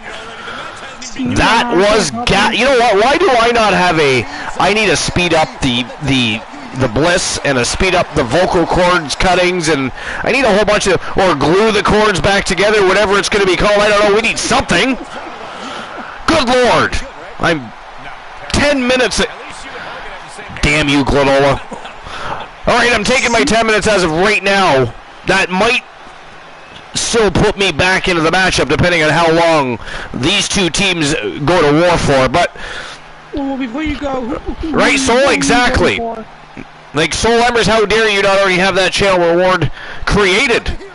Where were you on that one? Ghastly. And who are you voting for, Archer? I am of course voting for the Macho Man Randy Savage and Hulk Hogan. No, I'm just kidding. I'm voting for the Powers of Pain, of course. I was gonna say. But anyways, I've been blissed. I'll see you in 10. Alright, while you do that, I'll finish my list. So, coming in number 5, we got Triple H, and he chose The Undertaker. Triple H is a legend within his own right, and someone who has absolutely made an impact on the business. He is well respected name, and someone who has got a lot of experience and knowledge. That a lot of people will appreciate his opinion that The Undertaker is the greatest of all time. For Triple H, the reason why he has decided for that is because he's such a big name around the world. The Undertaker is somebody that fans in every country are aware of, and that is something that Triple H thinks helps him the best.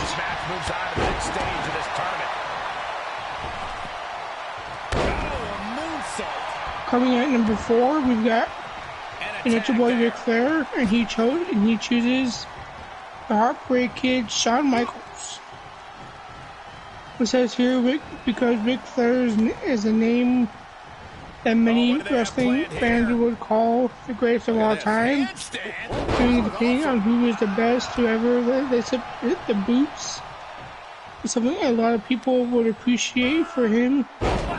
Is Shawn Michaels that is the greatest to have ever raised up the boots. Of course, Shawn was the man who ended up retiring Ric Flair in the final rematch at WrestleMania 26. They worked brilliantly together, and the Nature Boy has always credited H2K for putting him over and carrying that match. That is so damn true. Wow. The Big Red Machine chose the Nature Boy Ric Flair. The Big Red Machine is one of the best big men of all time, being someone that has put together a lot of great matches and moments in wrestling. This character was a special one that will go down in history, but for him, it was Ric Flair who has gone down as the greatest wrestler of all time. He is somebody that Kane has been able to work with in the past, which means his comments are able to come from legitimate experience at sharing time inside the ring with him.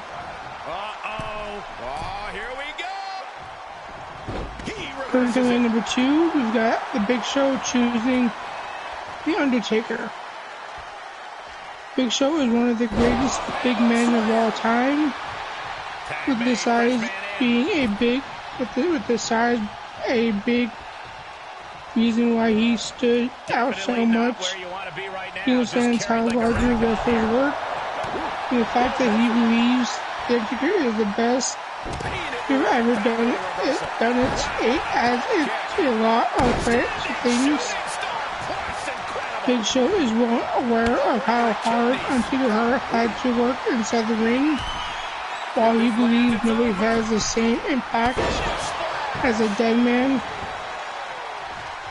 This was from both an in-ring and behind-the-scenes perspective, which is something that a lot of people often forget about. Kick to the gut. Coming in number 1, Chris Jericho chooses Eddie Guerrero. Latino Heat. He laughed, he cheats, he steals. He laughed, he cheats, he steals.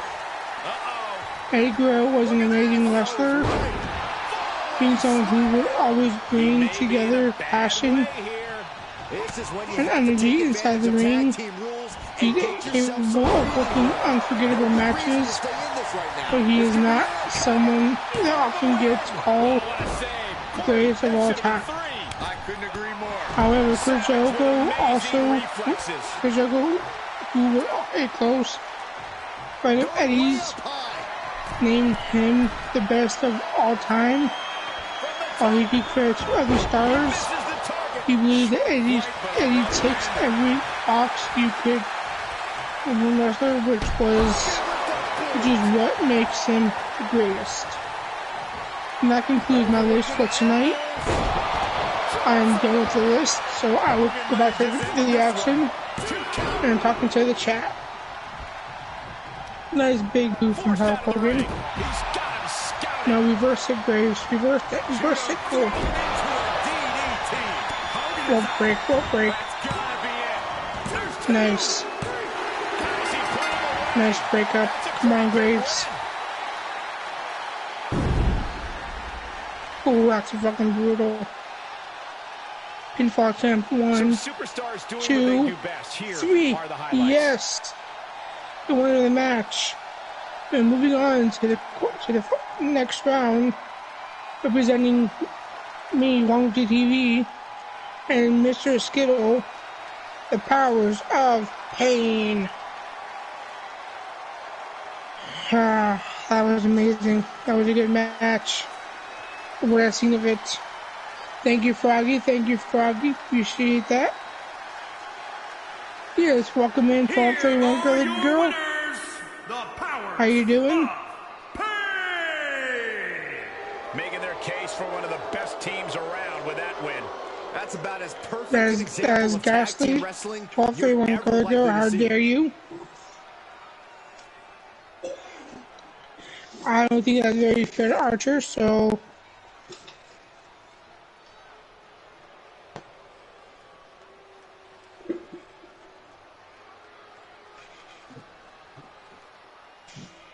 thank you, Joe Link.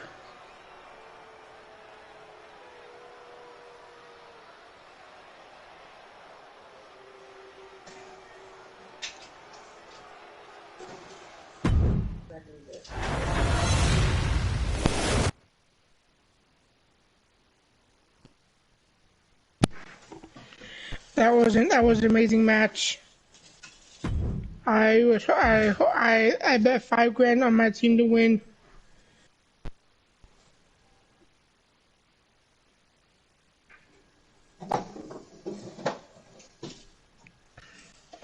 And Archer, I think your bliss is up.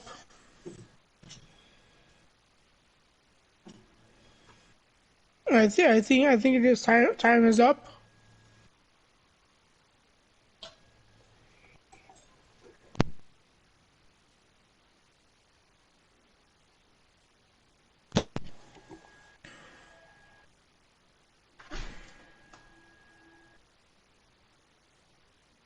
I don't think it was her, Soul Embers. I think it was you.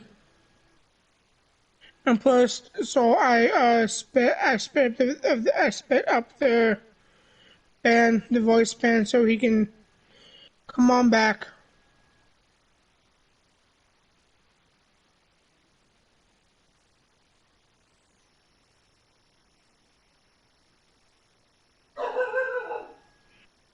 Yeah, I know that Soul, but I sped up the voice band. Or should I sped up from the band time?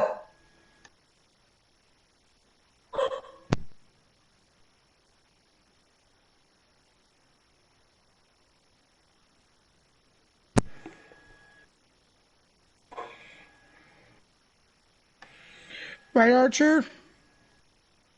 But also, I don't know if you've seen, but I sped up the band time.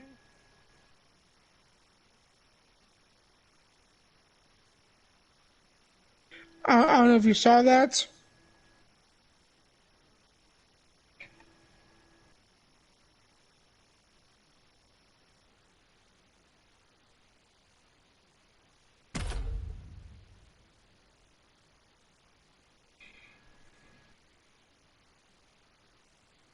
Yeah, and that's why they one color girl. She's been with Soul Embers too long.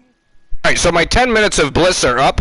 However, am I actually banned or did you unban me? I've been unbanned and banned so often, I'm not even sure where I am right now. You are unbanned. I'm unbanned. Okay. Yes.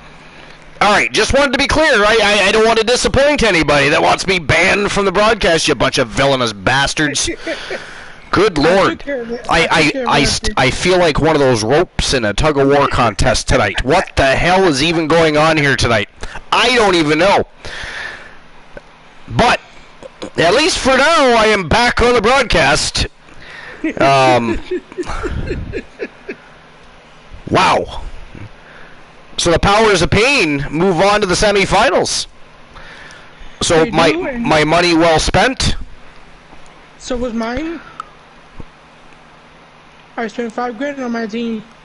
And betting lines are already open for the next match, as everybody can see. So make sure you open your big fat wallets. Come on, guys! 2.5 minutes left. There's only 1,500 Archiverse bucks in that pool. Let's go. Get some bets in there. Come on, you pansy asses! Make your bets. Soul Ember says that only works for the current ban. What current ban? What did I miss here? I'm going back. I'm catching up on chat right now. Froggy said, and still King of the Cage champ. Hart is standard amongst the family of legends.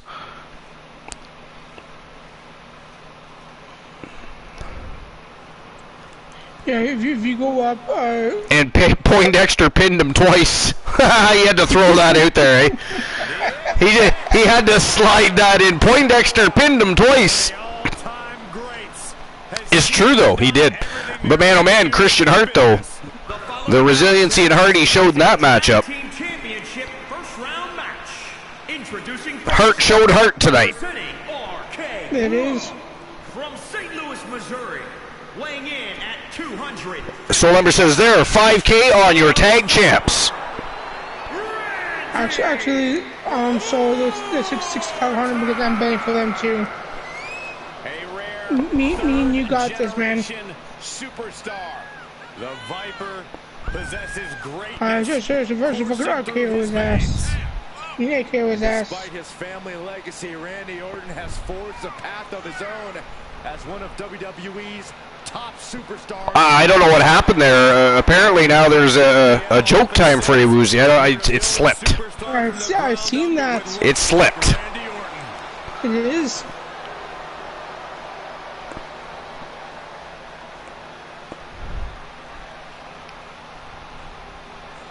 So what do you got for us, Woozy? I gotta find one.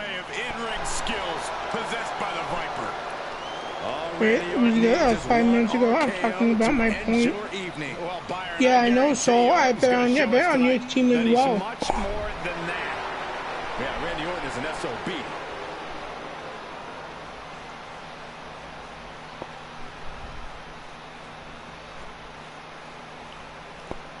And that's how funny Woozy feels tonight. He can't even find a joke to tell the masses. I was replying to Saul really quick. A respected mixed martial arts background. Riddle is here to fight. And here comes Riddle.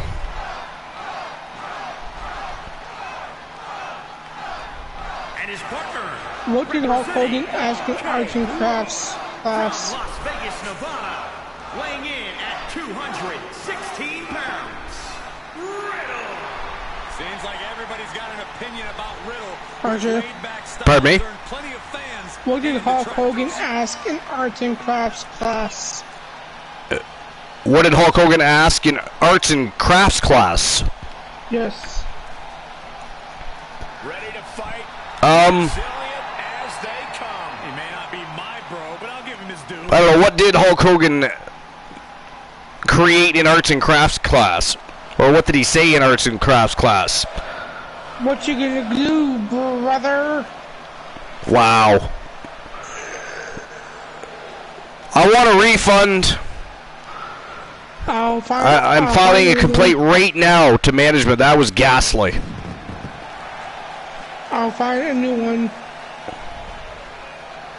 And from Is anybody else satisfied with that joke? I mean, I think that was ghastly. 243 pounds, Mitchell Bashawn. Now this is a superstar who can breathe new life into this crowd. Oh, here's a good one, Archer. Oh, I don't know how this superstar's going to do Here's a anything good Okay. to change that into being more. How many TNA fans does it take to put up a light bulb? How many what? How many TNA fans does it take to put up a light bulb? How many teenage fans does it take? TNA. Oh, TNA fans. Does it take to put up a light bulb? I don't know. How many does it? Both of them. Both of them. Now that was funny. Now that was funny.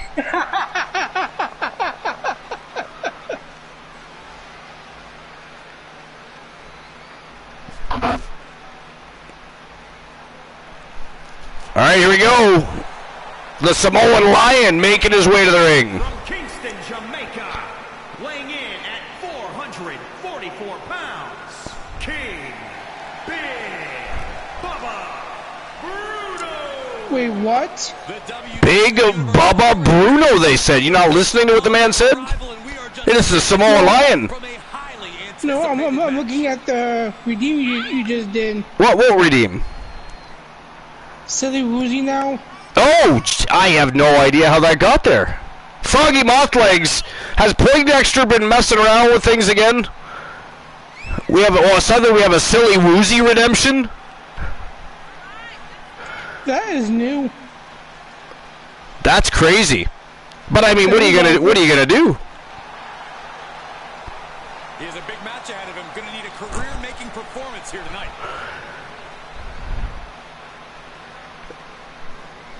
I mean, you'll just have to think, what would Christian Cool do if it was a Silly Cool? Joling says, wait, there's a Silly Woozy now? Yes, Joe.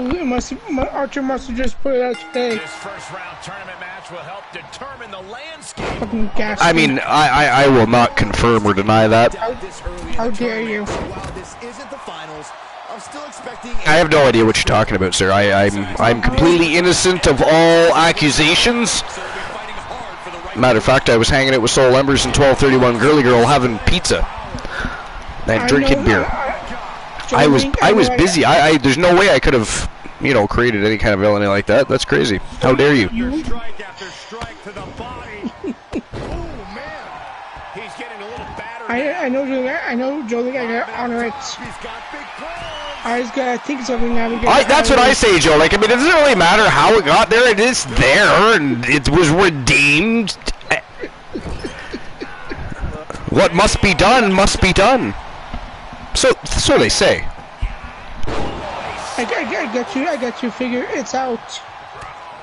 Just mounted with punches and not. Oh, a nasty stop to finish it off. Orton with great ring awareness. Shit, I had no clue. Reverse pain for that mistake. He is delivering elbow after elbow. Uzi is stumped. I really am. I do want to leave you war. He gets the tag. I mean, I suppose just do anything silly. Well, I could watch like Archer compete. You what? I could watch like Archer compete. That would be silly. Watching him win a match. I mean, to be fair, and I mean, anybody else can fact check this for me if you'd like, but Soul Embers, you'll have my back on this one. But I do believe that Elijah Archer has more victories and championship victories than does the Warlord.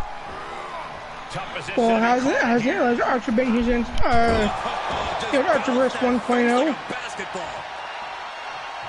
I mean, neither here nor there, really. No, that is the truth, though, isn't it? Neither here nor there. I think even since Thomas the Warlord Graves has been inked to a contract, I think that Archer has won more titles and won more matches. I don't think so. That is no. I don't believe that. I mean, we could check the record books. Because in honesty, Elijah Archer had a losing spell for almost 2 months. He was one. I don't know. What do you think, Soul? Should we check the record books? Should we look through the former champions list and see who's had more titles? The one who got one, the big one, is what his motto was for a while. There's that. Well-measured strike. Top rope, here we go. We're gonna finish it off. Soul says, what would Cole do? Refund everyone for the silly woozy. Froggy Moth says, Elijah Archer versus Thomas Graves in a finish them match. Well, Froggy, I would agree to that, but I don't want to embarrass Elijah Archer. Especially if we win the tournament. Well, that sounds like a challenge. But what would you do, though? What happens if the Powers of Pain end up becoming members of the Coalition tonight? I mean,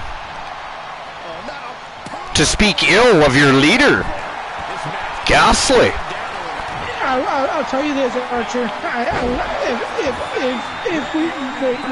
When we win tonight,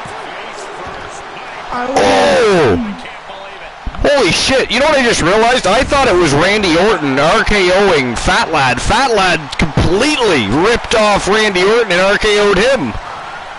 Wow. Archer, I'll tell you this. If and when we win the tournament tonight, I will take back every hateful thing I've ever said about Elijah Archer. Only if they win. Only if they win. Okay. But if they lose, the gloves are off. Yeah, the gloves are off then. And then the spite comes out because, of course, they didn't become members of the Coalition. Yes, and then we can do the dark match. Ooh, Orton kicks out again. Look at the frustration all over the face of Fat Lad Mitchell Vaughn. But we will win this. Imagine if Fat Lad and Big Bubba Bruno win this whole tournament, wouldn't they be forces to be reckoned with on the Coalition's team? Oh God, I can only imagine. Look at this. The power of Big Bubba Bruno. Randy Orton striking back inside the ring there, though. Like a viper out of nowhere, he can strike. But, as can Fat Lad Mitchell Vaughn. This right here is a fantastic tag team matchup. Not that the others weren't, but this has been a fantastic match.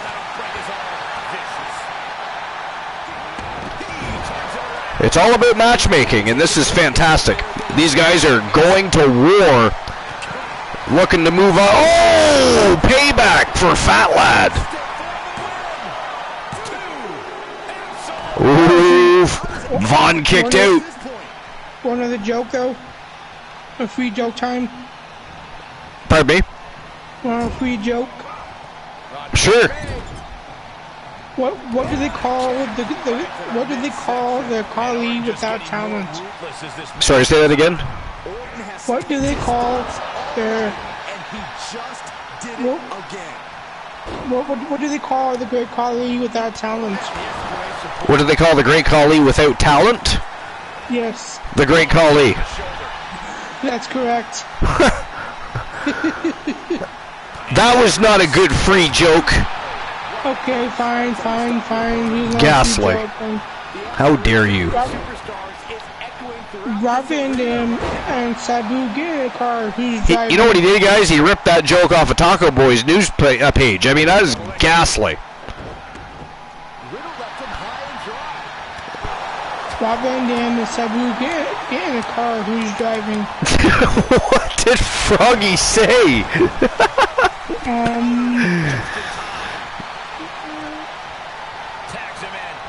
OMG, WOMD, and Coalition together. What? Oh, he said RKO.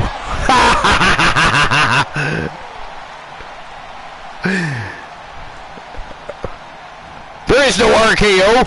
Elijah Arch already beat him. There is only the AKO.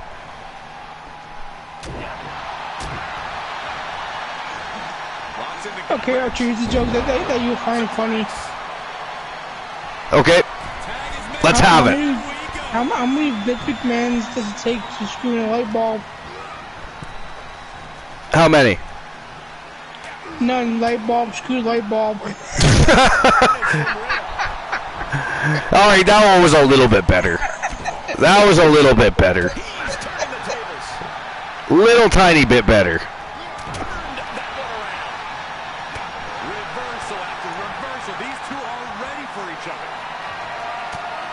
Why did Vince want to go to heaven? Pardon me? Why did Vince want to go to heaven? Why did Vince want to go to heaven? Yeah. I don't know. Why did Vince want to go to heaven? Because he has no chance in hell. He has no chance in hell.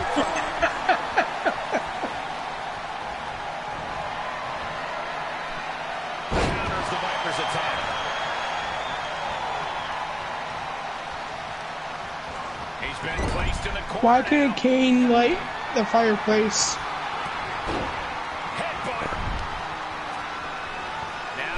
Why did what? Why couldn't Kane light the fireplace? I don't know. Why couldn't Kane light the fireplace? Because he loses all his matches. Because he what? Loses all his matches.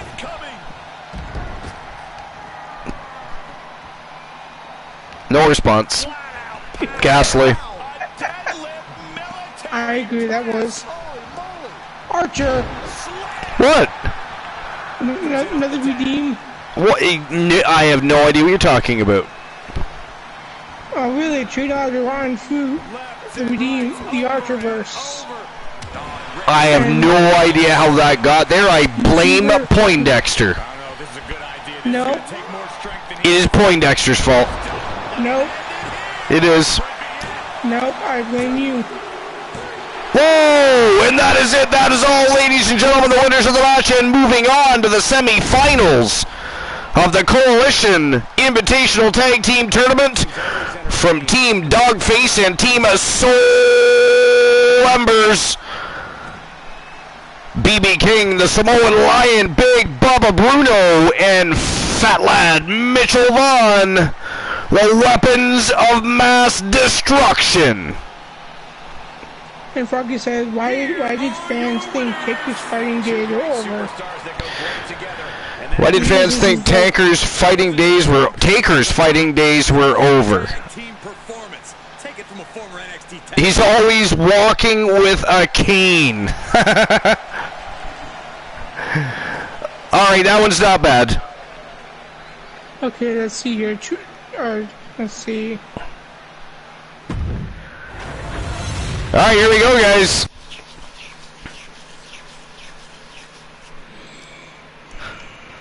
The final match in the quarterfinals. Who is going to move on to the semifinals to face the weapons of mass destruction and finish off the semifinals? It's already shaping up to be one hell of a semifinals. Look at this.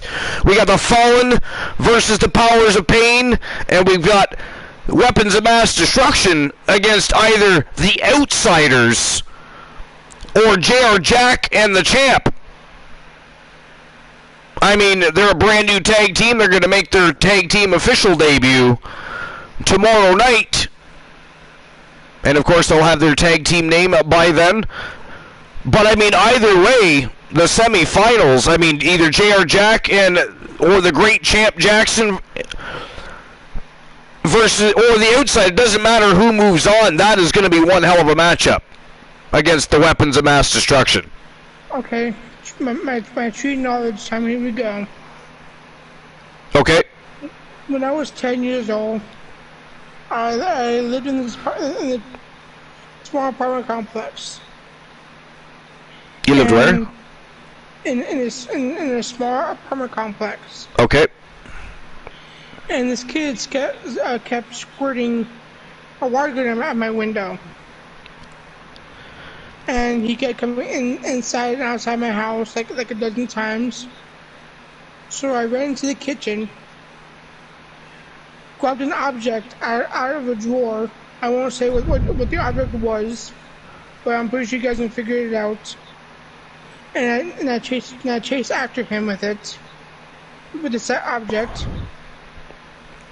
An hour later, I was in the back of a squad car, taking my little ass to juvie, where I spent 8 hours inside of a little cubicle, waiting to get released. Blind Locksmith says dildo. It was a dildo. No, it was not a dildo. Oh, that ruined the story. I mean, it was more fun to think it was a dildo. I mean, you just shot that. That just crashed and burned. So, what do you guys think? You guys think it's the truth? Or you guys saying bullshit? Okay. Soul Ember says bullshit. Okay. I mean, without the dildo part of the story, I call it bullshit. Okay. Froggy, what do you say?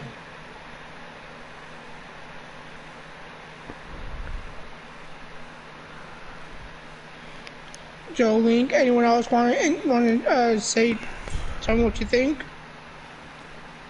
TBS says true. Ooh, TBS says true. Joe Link says false. False. So, okay, I find it plausible, but I don't think Woozy has been to juvie. I call BS. Okay. I mean, fair enough. Well, wow. Soul Ember says, see, my story is more brutal. Wow, TBS. Wow. Woozy has the voice of a serial killer, I would know. Well, TBS, the story, it was true. I'm not even lying, it is true. When I was 10, 11 years old, I chased after this kid with a with a butter knife, and because he's going in and out of my house. With a butter knife. Yes. What were you hoping to do? Spread them? I mean, good lord. Of all the things, I mean, you may as well grab a fucking spoon. At least then you could have gouged out his eyes. I mean, a butter knife? Yes. You'd be hard pressed to even stab somebody with one of those things. I mean, you could hurt them. I mean, you get them in the ribs. That's not going to feel very good. But it is a butter knife at the end of the day. I mean, you're really going to want to have to hurt somebody real bad, do any real damage with a butter knife. But it could be done. It could be done. And his mom called the cops on me. And I was in juvie for 8 hours. A friend of mine cut his brother open with a spoon. Yeah, spoons are sharp, man. The following contest is a tag team championship. I mean, real spoons. I'm not talking, spoons you pick up at the dollar store. At a combined weight of 608 pounds. Froggy Mouth Lake says, went to juvie for defending his home with a butter knife. Yes, Froggy, I know. Next time, take a loaf of bread and some peanut butter and say, well, I was just trying to make a sandwich and you got in the way.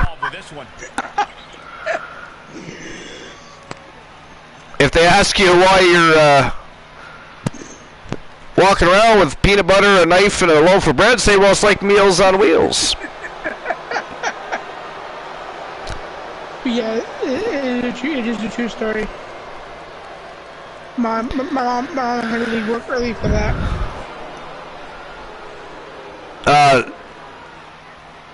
Soul Ember says, Uzi, I was being chased with a steak knife and the kid was warned 7 times to leave me be and the kid got his ass kicked for trying to stab me. Well, yeah, I would hope so. Because, I mean, the alternative to that is you getting stabbed. That is not a pleasant thought. No, it is not. I was going to make an idiot sandwich and my ingredients kept running. And their opponents first, from Houston, Texas, weighing in I mean, 269 your ingredients kept running? You're looking for someone who stands by their allies and is good for their word. This is who you're looking for. The only word I mean, who was your ingredients? is doormat. It's written right in their face. And would they have been delicious? That's... Carino Farmer would want to know.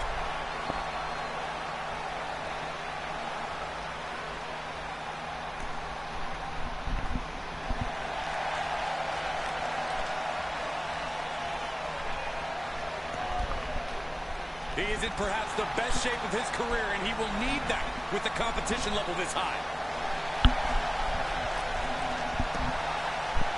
One Woozy TV, Archer, Tree of Knowledge, or Rotten Fruit. All right.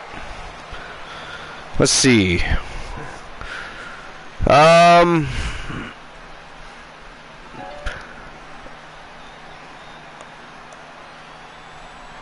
right, there was this one time where I guess we were like probably 12 or 13 years old. This is when I still lived out in the country. And a bunch of us were on a big bike tour, and we were heading down to the river. And there's this great big hill that led right down to basically to where we would go park our bikes and then walk across the field and end up over by the beach, etc. But anyways, before we went down, we actually stopped at the top of the hill, and we were all having a smoke. And I just happened to look down and notice there was a farm nearby, and of course they have horses. But anyways, I happened to notice there was horse shit on the ground. It was dried up, but there was horse shit on the ground, and we were all sitting there. And I looked over a buddy of mine, and he was actually telling us a story, and we all thought it was bullshit. And I actually literally reached down and grabbed the dried up horse shit, and I turned around and I said his name. He looked around and he said, "What?" I said, "Eat shit," and I tossed the shit right in his face, and we fucking took off as fast as we could down that fucking hill because, I mean, if he had caught us, he might have killed us. But it was funny as hell.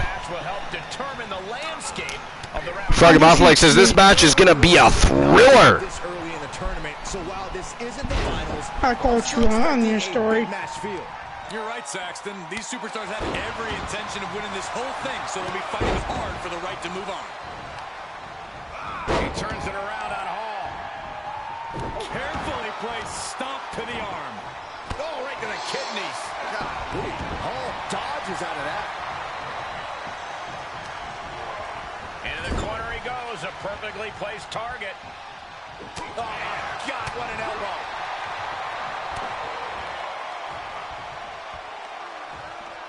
Up to the electric chair, down for the drop.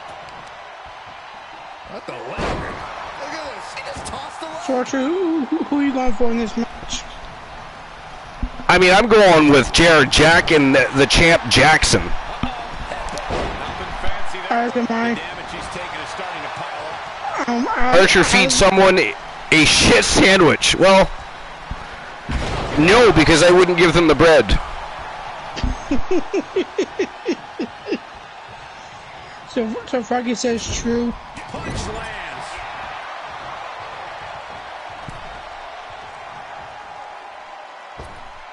Oh, look out. Guillotine locked in deep. Froggy says 100% true. Jolene says true. Joe Link says true. Right to the spine. So Archer, what's the verdict? It was actually true, yeah. For it all. It's a true story. I think we know what's coming next. Up high. Rough landing. Soul says WTF. Kick right to the gut. Oh, my goodness. 1231 Girly Girl with a lurk. Thank you for the lurk, 1231. And Archer, you still have a joke time to do as well. I'm curious to why Soul Ember says Soul says WTF. He's still in the fight, but for how much? I'm so confused about that part. That piece. I was in my. That moonsault. Goes into the pin. Kicks out on a pinfall attempt. Frankly, he should have known that wasn't enough. From the heavens. Fortune favors the bold. These risks could be a winning strategy. Well, so far, JR Jack and the champ Jackson working very well as a tag team. Kind of impressive, especially in there against the Outsiders. Exactly. Froggy says shit slinging Deegan from up country. Not to mention a big opportunity for a brand new tag team. I mean, JR Jack not new to the company at all, but the champ Jackson just barely signed a contract. Is led, of course, by Team Almighty Exotic, but automatically decided to form a tag team with JR Jack and enter the tag team division. And a great opportunity entering the Coalition Open Invitational. And so far, so good against one of the greatest tag teams in history in the Outsiders. Oh, he's got him here. He's got him up. And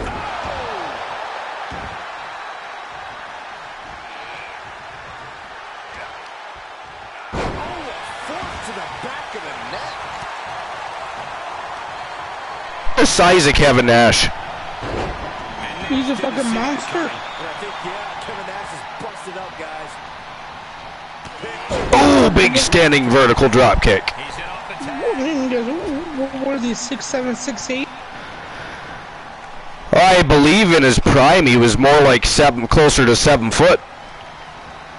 I think now after his back surgeries and stuff, I believe now he's a couple inches shorter. As is Hulk Hogan. Hulk Hogan is 4 inches shorter. Heels a bit now. Yeah, this is exactly why constant, frequent tags are so important in a match like this, to keep fresh. Because he was about 6'8", and he's about 6'4" now after his surgeries. That's crazy. Everyone back in the day, in the 90s and 80s, who wrestled had to have back surgery. Yeah. But I mean, they took a lot of abuse, right? I mean, they in their era, things were a lot rougher.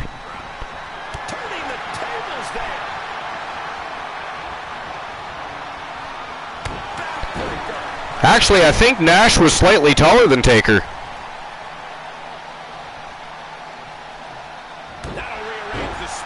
I'm pretty sure Nash was a bit taller.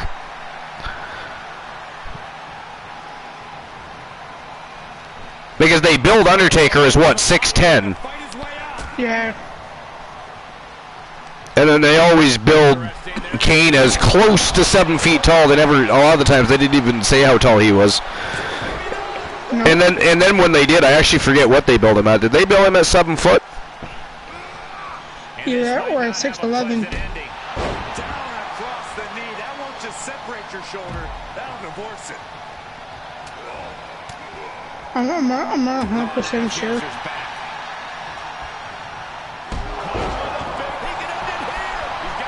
Damn. J.R. Jack ate a boot from the big man.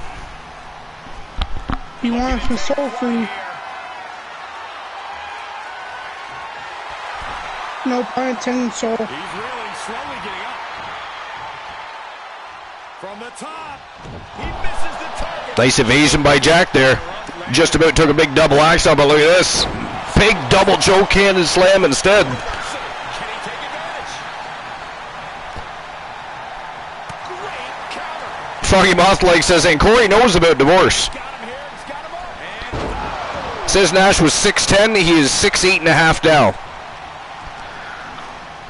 Yeah, that's probably his actual height, but I think, so that would, I don't know though. thinking about the end. Here it comes. So how tall was Undertaker actually then? Because I still say Nash was taller than Undertaker. Oh, that was like 2 3/4 right there. That took some serious endurance. I'll give you that. It must be demoralizing knowing you've unleashed your best shot on your opponent to no avail. Yeah, that was close. Come on, J.R. Jack. The war continues to rage on with no superstar willing to give an inch. He's got it. The champ Jackson back into some big heavy rights and lefts from Scott Hall. I think he forgot for a moment there who was the legal man in the ring though. Christian Cole. Look away, my friend. Thank you for the alert, Christian Cool. Appreciate that. Position anywhere they want. Up and over, all the way to the floor. The end is looming. By the way, Christian Cool, earlier tonight, the Iceman Christian Hart was in action defending the King of the Cage World Championship. So you'll have to check that match out. It was a fantastic matchup. This could be it. Into the pay window. Shoulders down. 2, 3. No. The shoulders were not down. Scott Hall kicks out at like 2 3/4 there. These superstars have toiled away endlessly. It says Undertaker is 6'10" as well. See, I don't buy that because I still say Nash was taller than Taker.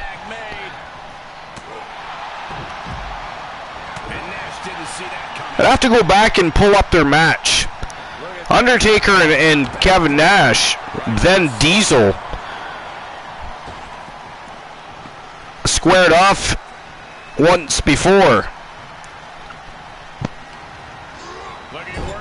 I believe it was over the WWF Heavyweight Championship at the time.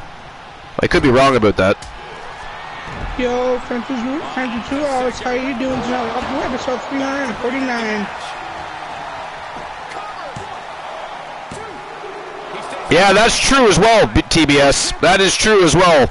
Undertaker wore flats, Diesel wore boots. Yep, and that would about make the difference up right there, actually, because those boots would have at least 2 inches on them. Yep. Good call.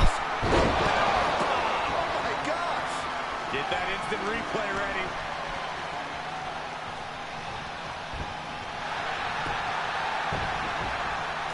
J.R. Jack rolling up Nash. Here comes Hall. Oh, the champ Jackson came into the ring but didn't even attempt to stop Scott Hall. He seems to be focused on Nash for whatever reason. He's not even the legal man in the ring.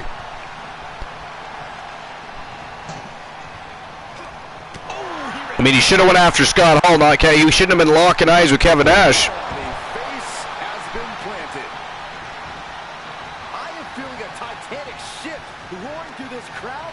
Oh, look at that. Jack ran right into a big choke slam from Scott Hall. Jackson breaks it up, though. And then this is my one power match. Back and forth. And with Nash being more built, the extra inch or 2 made it seem like more of it. Yeah, that's true. Nash was a big man in his prime. Holy crap. So was Scott Hall, though. I mean, Scott Hall was no small boy himself.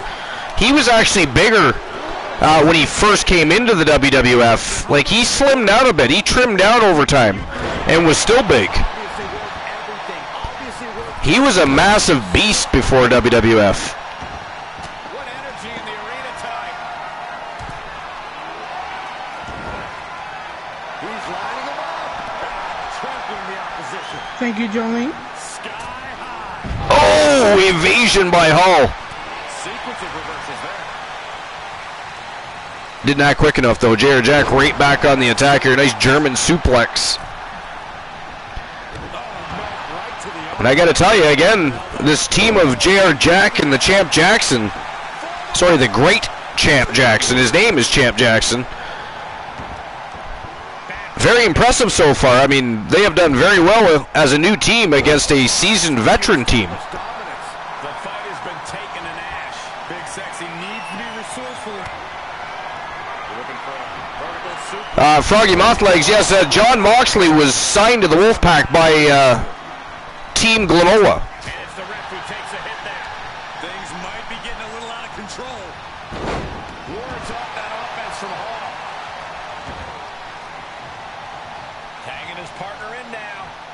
Back in comes Champ Jackson. And why did Oh, going for a ride, he looks like, though. if you can Hall punch the ref? Or gas I mean, does that surprise you? Finish things. No. It does not. No.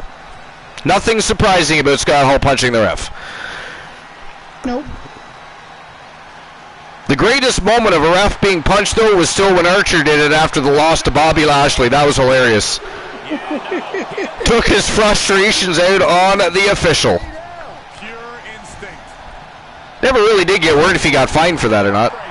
Yo, France with 2 L's. What's going on, France? Welcome to episode number 349.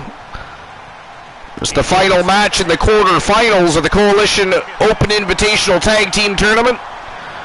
The Coalition looking to rebuild their faction after they exiled Kevin Sammartino. Looking for not one, but 2 new members. Whoa!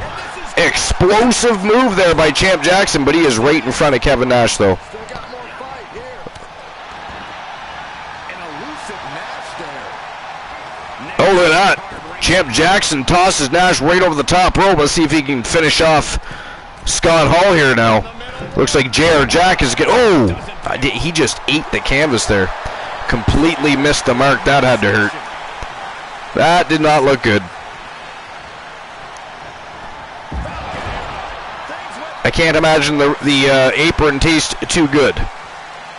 No. Look at this, Scott Hall with a big follow-away slam from the second rope. Wow. And the Champ Jackson, the great Champ Jackson, sorry, kicks out again, keeps his team alive. This their debut matchup. I love it here. I forget I'm old for a bit until I try to get out of my car. Well, how much older are you than everybody else there, France? I mean, me personally, I'll be 45 at the end of the year. I don't feel anywhere near 45, though. He turns it around on Absolutely stacked DDT. Look at that. The great Champ Jackson just about stole a pinfall over Scott Hall. Takes Kevin Nash out. He goes right back to work on Hall. Man, oh man. This Champ Jackson, impressive. The team of Champ Jackson and JR Jack, impressive. Wow. And we'll see them again in action tomorrow night at TWA Wrestle Kingdom because they are making their actual official in-ring debut. Televised debut, although the tournament is televised, but technically tomorrow night their official debut. And look at Champ Jackson go. Wow! Rolls him up. Wow, they did it. Look at that. Ladies and gentlemen, the winners of the match and moving on to the semi-finals of the Coalition Open Invitational Tag Team Tournament from Team Almighty Exotic, the team of the Great Champ Jackson and J.R. Jack. And I'll issue the payout for that one here in just a moment. Tag team chemistry in full effect with these two superstars. This right pairing can certainly do wonders, and make no mistake, this was a wonderful performance tonight. Big win over the Outsiders. Congratulations to Team Almighty Exotic. I'm not sure if AE is here or not. Lurking, perhaps. Not sure either way, but congratulations nonetheless. That was a big win for the team of Jack and Jackson. Yes, congratulations. Froggy says, enjoy my money. Alright, here we go. What a semi-final we have here. The Reaper Cowboy, Leo King, and Demon Razor, the Fallen, taking on the Powers of Pain from Team One Woozy TV and Mr. Skittles.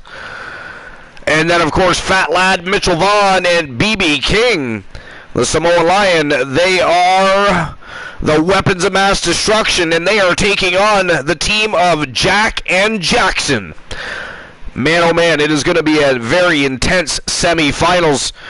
Let's get the first match of the semi-finals underway right now, shall we? Who do you guys think? Who do you guys think is moving on to the tournament finals? I gotta go with my boys, Powers of Pain. The Fallen is gonna fall short. The Fallen is gonna fall short. And by the way, Team One Woozy TV and Team Boss Apollo were going back and forth all day long on the Archivers Discord. So the fact that is Team Boss Apollo's team and Team One Woozy TV's team facing off against one another here in the semifinals is quite fitting. Very interesting.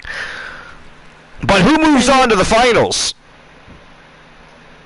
And when we win, Boss Apollo will never hear the end of it. It'll be a big, nice, fat format right afterwards. Oops. There we go. Almost put the Powers of Bane. Yeah, I don't think that's the right word usage there. No. Alright, so who's moving on to the finals? The Fallen or the Powers of Pain? 5 minutes to make your bets. And it is showtime and go time for the first match in the semi-finals. Let's go. But Archer, after tonight, Powers of Pain will be no more. Pardon me? But after tonight, Powers of Pain will be no more. That's possible.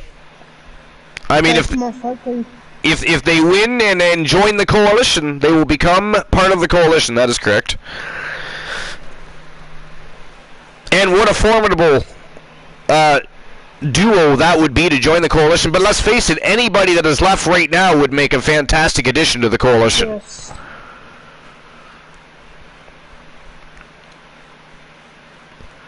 And then tomorrow night, ladies and gentlemen, episode number 350.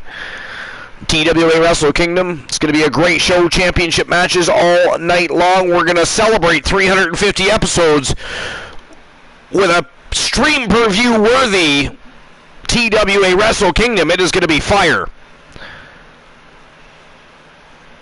Now, tomorrow night, we'll actually be starting somewhere around 11 o'clock p.m. Eastern Standard Time instead of 10:30 because I actually have to work a little later tomorrow night. So I won't be home till shortly after 10, which means we won't begin till closer to 11 p.m. Eastern Standard Time tomorrow night for the 350th episode celebration of TWA Wrestle Kingdom. And congratulations to all of you on 350 episodes, by the way. Thank you very much for all of your loyal support, your ideas, your conversations, your opinions, your friendship. You guys are awesome. And Archer, you are awesome too. Foggy Mothleg says, I went Dark Knight Rising Bane, you went Harley Quinn Bane. Wow. Soul Ember says, all I'm going to say is don't count out the weapons of mass destruction. I agree. 100%.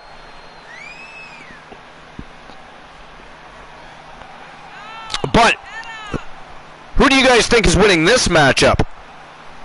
That is the question right now. Who are you guys betting for? A very high-pressure situation ahead for this guy, but he is more than ready for it. 80% are choosing Powers of Pain. TBS meant to say you're the serious actor, and I'm the one who is the secretary of Doug Benson.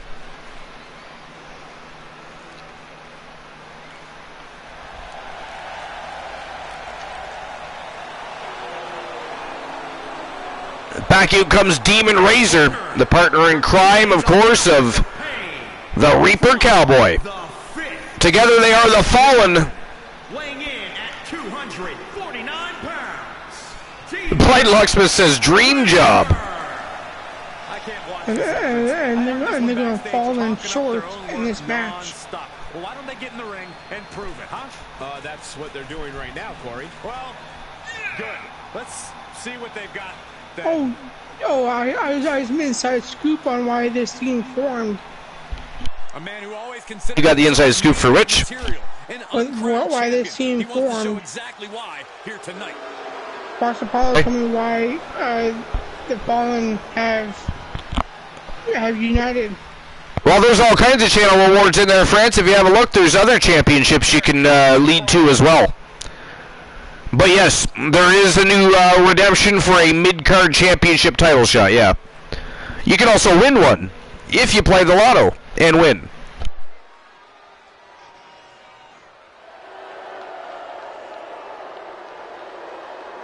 And here come the powers of pain from Team 1 Woozy TV and Team Mr. Skittles. At a combined weight of 510 pounds, the powers of pain. If you looked up tag team wrestling in the dictionary, these two would be the definition. Absolute masters at the tag team craft. Close but no cigar there, Soul Embers. No, me and TBS are. You came just shy of tying Woozy. No, Lock. In Lock, yeah, sorry.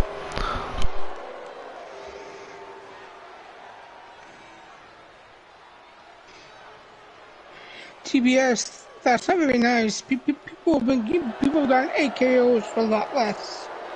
AKO.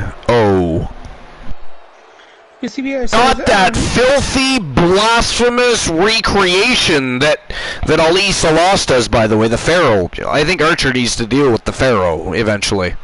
How ghastly. Yeah, because TBS has my wallet. Hopes you're wrong, Ruzy. Dare he call his move the AKO. And the bell rings for semifinals action. It's crunch time now, gentlemen. Come on, Powers of Pain, kick their ass. Send the fucking pack. Well, let's not forget, ladies and gentlemen, that the quarterfinals were grueling. Each and every matchup. Damage retention is a real thing here. How much left in the gas tank do each and every member of either of these teams have? It's going to be a very interesting semifinals here. Sure, that was a bite. Unbelievable. Whoa! Jesus Christ, what was that? Did he hit him with a sledgehammer? Nice evasion by Graves. He somehow got right back up after that. Oh, and a vicious headbutt. Vicious headbutt. Now some ground and pound. Soul Ember says, don't talk about gas tanks with Bob Archer. Yeah, sorry about that. I don't know what I was thinking. Sometimes I speak without thinking. So Archer, you always do that. TBS says, yeah, Bubba has a huge tank. I mean, what are you trying to say there, TBS? I don't know. Able to get there in time. Ooh, I heard Lucy. Lucy! Welcome to episode number 349, Lucy. We are right in the middle of the first match of the semifinals. Welcome to the show. How dare you be barking at a cat? Just come watch the show. Silence. No need to carry on. You have our attention now, Lucy. For the record, guys, Lucy is... Ladies and gentlemen, if you could all please welcome Lucy to the broadcast, that would be great. Thank you. By the way, guys, her name is Lily, not Lucy. Name is Lucy. Somebody ban Woozy, please. Does not even know the name of his own pet. There was a slight chance for one night I did call Lily Lucy, and she may have answered to it. Ha! But See? That is not the point. Dog answered to Lucy. Name is Lucy. In her defense, she answers anything she wants. Coffee for Lucy. Now you're talking. Except for if you give coffee to a dog like Lucy, I mean, Woozy will not sleep tonight. No, I will not. Because those little dogs, they get I've seen what happens when you give a little dog caffeine. It is not for the faint at heart. It is Those, not. they turn into giant monsters, some of them even. That little dog will tear you apart. Sharp elbows to the body, looking to fight his way out. Big hammy from over the hedge. Precisely. Come on, guys. Come Oh! on. Don't slack. Come on. Demon Razor landing those shins right in the face of Thomas Graves. Oh, look at that. Nice escape out the back door. Float over DDT. He's tagging out. Powers of Pain doing a very good job of keeping themselves fresh by tagging in and out very quickly.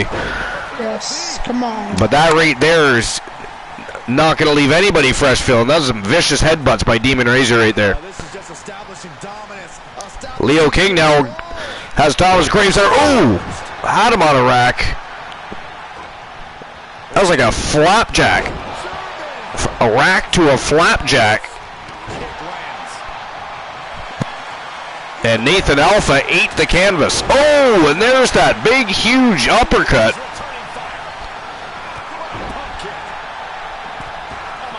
Man, oh man, Alpha returned to the super kick, but then misses a moonsault.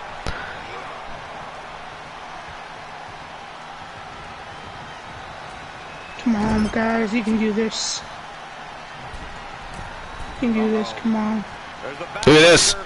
Yo, assisted flying a shoulder block. He made it. Tag made. But Alpha tags Graves back in.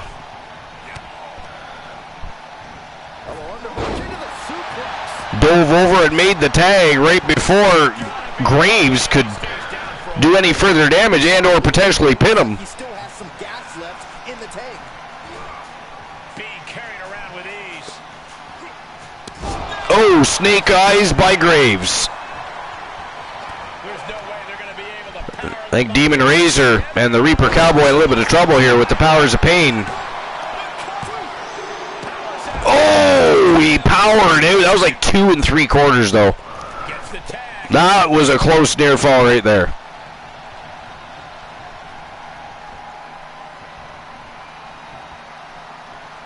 Come on, Graves. Send him packing. Wow, vicious suplex using it. I mean, he suplexed him by his head. That is vicious. Just vicious. Into the corner. This can't be good. In a corner. Rev, you're not going to stop that? And he did it again. Demon Razor all over Nathan Alpha right now. Rev, you're not going to call it? You're not going to disqualify him? And here come the Who the fuck do they pay you for? This match may be nearing its The referee's giving them a little leeway, you see. good at all. You can literally fucking flick off his damn neck. It's a, and you're doing that. I mean, it is like a championship tournament here. Fucking Josh the ass, Rev. He wants to keep that action flowing. The ref must be from Starcade and Vinny K. Solely focused on. Oh, kick right to the inside of the knee. Look at that. What was that? Tornado jawbreaker or something? I don't even know what you would call that. It was kind of crazy, though. Didn't look like it felt too good either. You'll have to ask Thomas Gray. Oh! Oh, that was savage. And somehow Demon Razor kicks out of that. Damn. Back in comes Alpha. Another quick tag by the Powers of Pain. Demon Razor fight. Oh, he stunned him.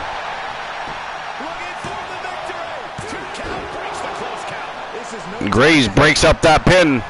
But look at this, Demon Razor. Send him for a ride.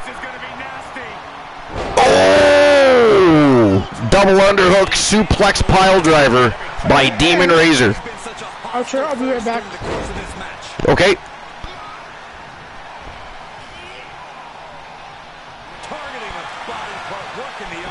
Alpha finally breaks the submission.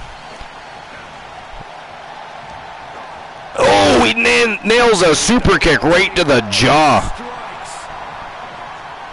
Misses that one though.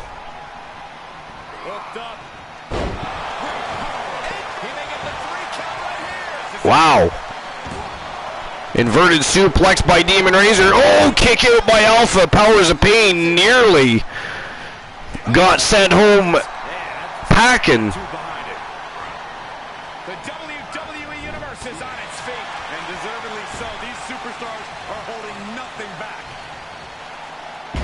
Wow. From a rack to a power slam. Oh, look at it torture their opponent. Oh, this isn't going to be good.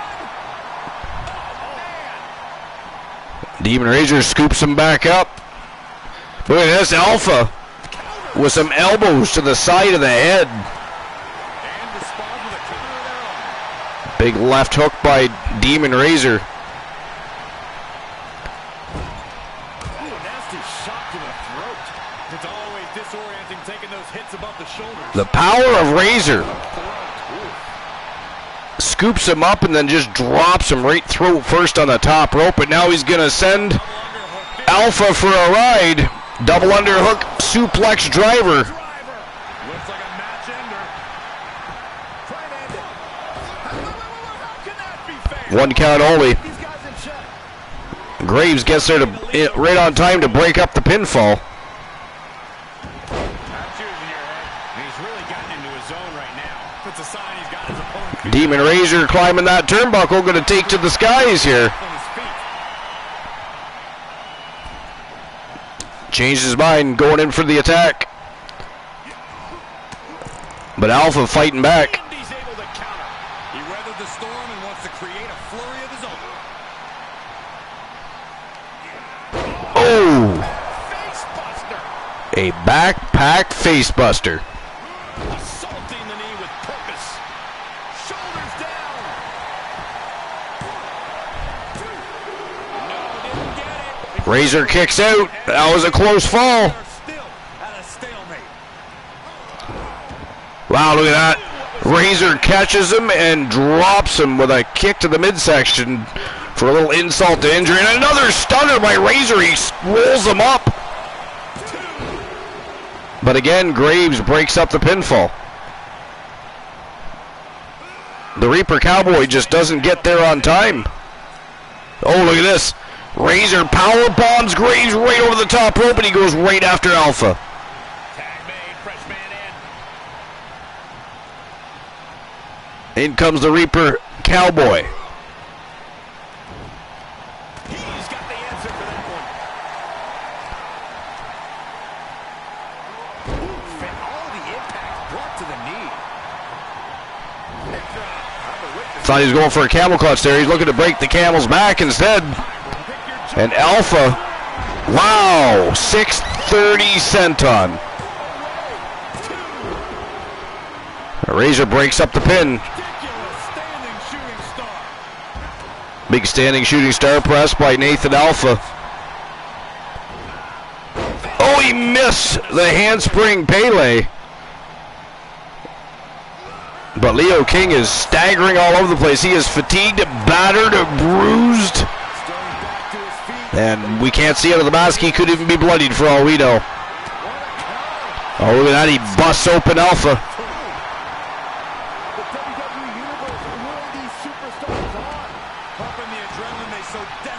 Nice lift up neck breaker by the Reaper Cowboy, Leo King. Got a crossface locked in here. Wow! That is it. That is all, ladies and gentlemen. The winners of the match by submission. The team of Leo King and Demon Razor. They are the Fallen. And they are moving on to the tournament final in this Coalition Open Invitational Tournament. Wow. The Powers of Pain have been eliminated. Alright, issue the payout. The Fallen were the winners. Here are your winners. And teamwork makes the dream work in this tag team victory. Two men with one common goal can be a dangerous thing. They're putting the entire locker room on notice. Alright. The next and final match of the semifinals is headed your way. Froggy Moth Lakes, his boss is going to be over the moon. He is going to be very excited, yeah. Alright, next match. Fat Lad, Mitchell Vaughn, and BB King. The Weapons of Mass Destruction taking on the newly formed team of JR Jack and Champ Jackson. They were very impressive against the Outsiders. It was one hell of a grueling matchup, but they were able to overcome the odds and defeat the longtime veteran tag team. But can they defeat a formidable team this early in their career as a tag team like the Weapons of Mass Destruction? We are going to find out because they annihilated RK Bro. That is next. It is the Fallen over the Powers of Pain, Woozy. What do you have to say about that? We were fucking robbed. The ref was paid off. The ref should get fined. The ref got paid off. But up next, it is the Weapons of Mass Destruction versus JR Jack and the Great Champ Jackson. So I'm going to open the betting line for that in one moment. As long as they don't win the whole damn thing, I am fine. That's all I care about. As long as they don't win the whole damn thing. As long as they don't win the whole damn thing? Yes. Because if they win the whole damn thing, I won't hear the end of it from Boss tomorrow night. And I can't have that. Fair. You are going to hear about this. It doesn't even matter because your team's already eliminated, so it doesn't even matter if they get eliminated at some point in this tournament because they still beat you. You are going to hear about this regardless. Whether it's from Boss Apollo or from you. Well, I mean, I'm just pointing out. I mean, I didn't say I was going to throw a bone. I just said I'm just pointing out a fact that, you know, Boss Apollo is probably going to have a field day with this.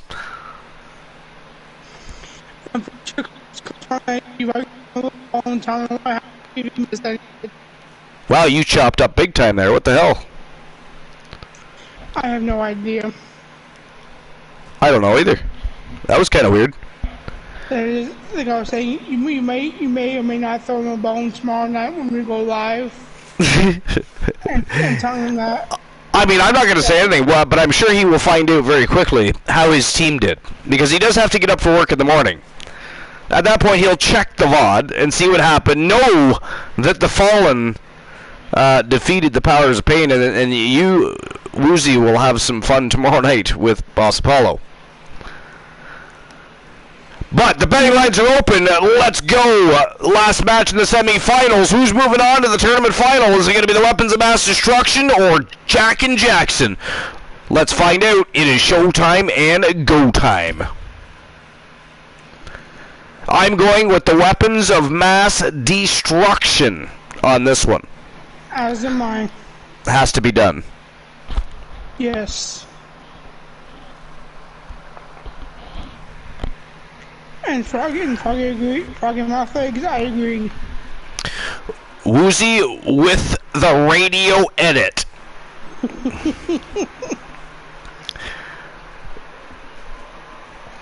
Froggy Mouthley says, imagine a combination of the Fallen and Coalition. They'd be a force of absolute chaos in the division. I mean, what about the weapons of mass destruction in the Coalition? Now that would be a scary team. I think either way, it's a win-win situation.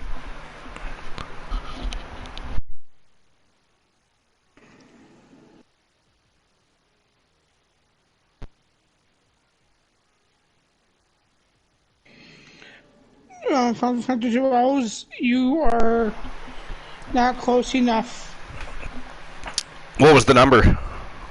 618. Oh yeah, no, that's still not close enough. I actually would that have? That would have been if you hadn't have already beat it. No, TBS beat that. TBS. That's right. TBS beat that one, right? I keep getting you and TBS confused on who won which award. And I won the Channel Redemption. I had 826. 2-6. And fucking Mothlick says Coalition of Mass Destruction. Team Championship Tournament semifinals match. That is ghastly. Introducing first, from Birmingham, Is it though? weighing in at 243 pounds. Is it the Archer? Bashan. It does have a good beat to it. Looking to steal the show and capture the attention of the entire. Well, except for the Coalition would never change their name, Always walking around That's with true. a chip on his which shoulder, means gonna use that anger against his opposition. the point is moot. It is.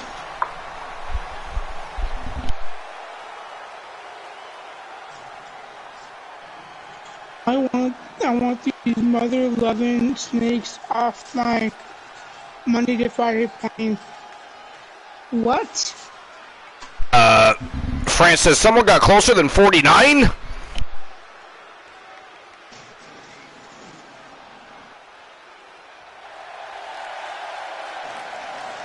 And his partner from Kingston, Jamaica. Was TBS's, he was, 36. yes, he was 36, yeah. Ruthless aggression is alive and well, and this superstar is living proof. Ruthless aggression is overrated, Saxton. Whatever happened to being ruthful? How come nobody ever uses that word anymore?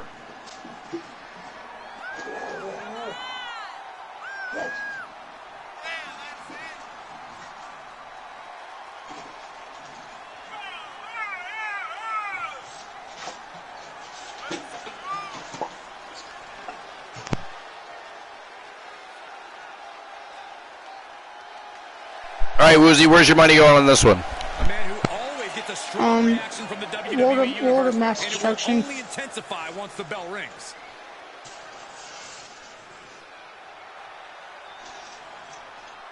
That's kind of hard to, it's hard to bet against Fat Lad and Big Bubba Bruno, I'll be honest. Yes, I would agree.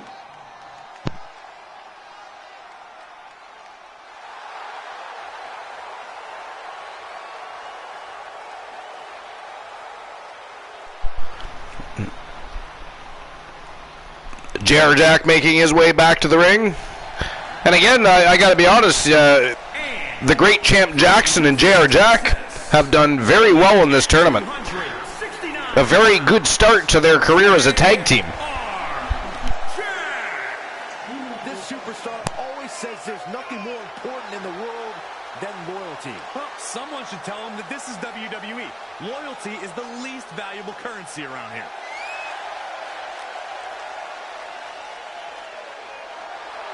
What do you think of that team, Woozy? I mean, those two are freaking phenomenal together. The debut match was phenomenal tonight. Yeah, I mean, I'm not overly educated on the great Champ Jackson. I do know he was the MLW World Heavyweight Champion. Aside from that, I'm not too familiar with any of his past body of work, but what I've seen so far, very impressive. That is true. I know a little bit about J.R. Jack. Now, he is a force to be reckoned with. As J.R. Jack has impressed since inking a contract. Yes, he has. And then now you've got Big Old Bruno, the great BB King, Jackson. and you've You got... don't call him the Samoan Lion for no reason, that is for sure. Exactly. The high horse this superstar always seems to be I will admit, Jerry when he Lawler, that first line made for his you. debut, I was kind of sketchy about him. I didn't really care for him. As if it's the biggest one of his But then career. Wow, you were a BB King hater? How dare you? I know. I was not on his... Well, Embers, did you hear that blasphemy?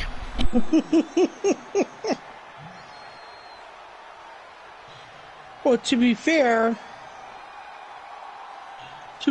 Archer... There's nothing fair about that. Don't you dare drag me into that with a "to be fair" comment. There is nothing fair about dogging on Fat Lad and BB King, sir. No. I had nothing to say, nothing bad about to say about Fat Lad. Nope, don't even get young now. When one member of the team, one dogs both members of the team. Nope. Fat Lad Javon has nothing to do with this.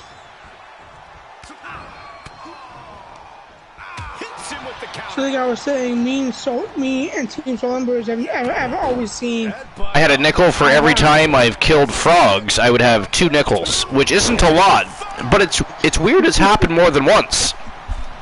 Wow, did we have a silly TBS redeemed? There's the tag. Tag is made, and he's coming in high. No.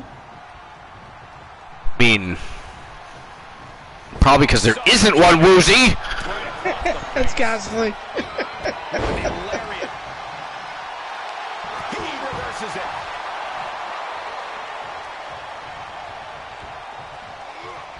Whatever's playing here can't be good.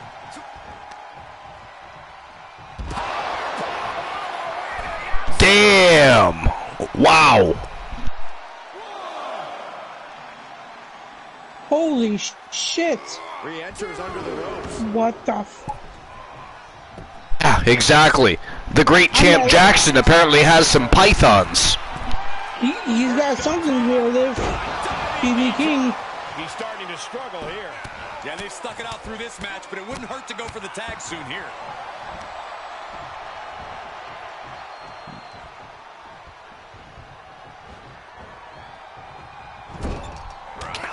Oh, Woozy. I have a... What? Go ahead. What were you going to say? I gotta visit the little boy's room. Okay, so I'll wait till you get back then. Because I have to do the same, but I'll wait till you're back. Alright. Slam. Clean tag for his partner. Got the tag. Got the tag.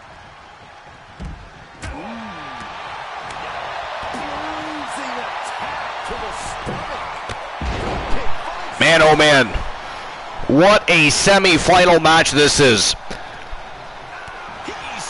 Jack and Jackson versus the weapons of mass destruction. And both teams have been absolutely dominant in their performances tonight. And right now, just a back and forth struggle for control. But what? Oh! Fuck! Speared him right through the ropes. God damn. Woo! That was crazy. That was crazy.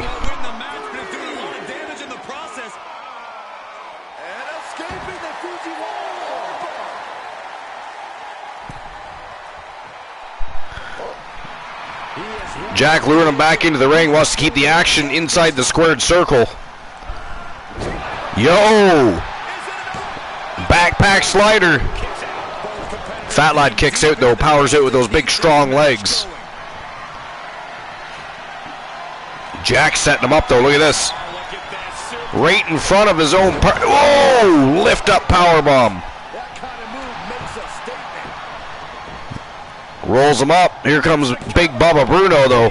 1 count only as Big Bubba Bruno very quickly breaks up that count. Look at this. The great champ Jackson eliminates Big Bubba Bruno. No, he doesn't. Bruno with a retaliation.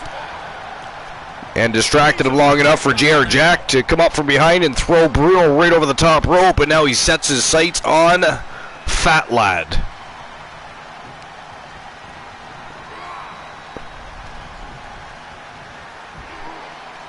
Oh, look at this. Oh, out the back door goes Fat Lad. Nice German suplex.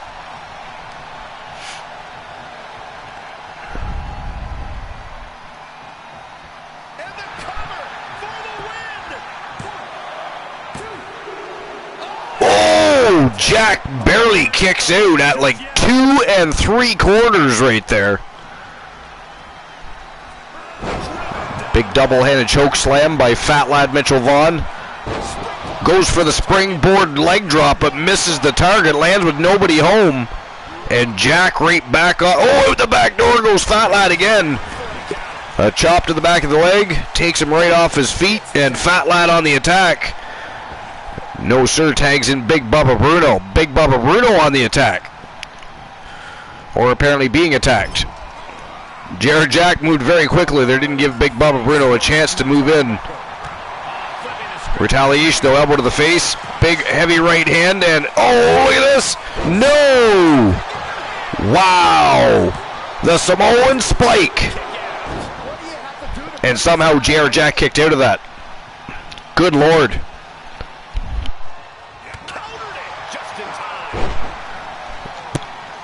And return.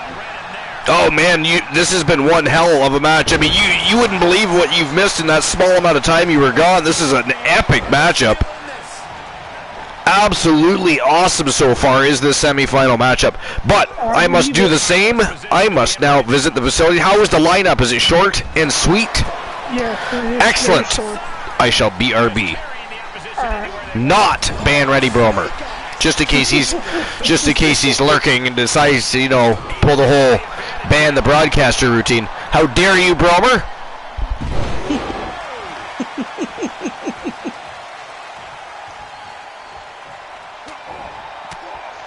What I've seen of it so far has been a fucking grueling ass match. I just hoping the Master Destruction win. And then go off and go on to kick the Fallen's ass to make sure the Fallen do not become part of the coalition. They need to fall short.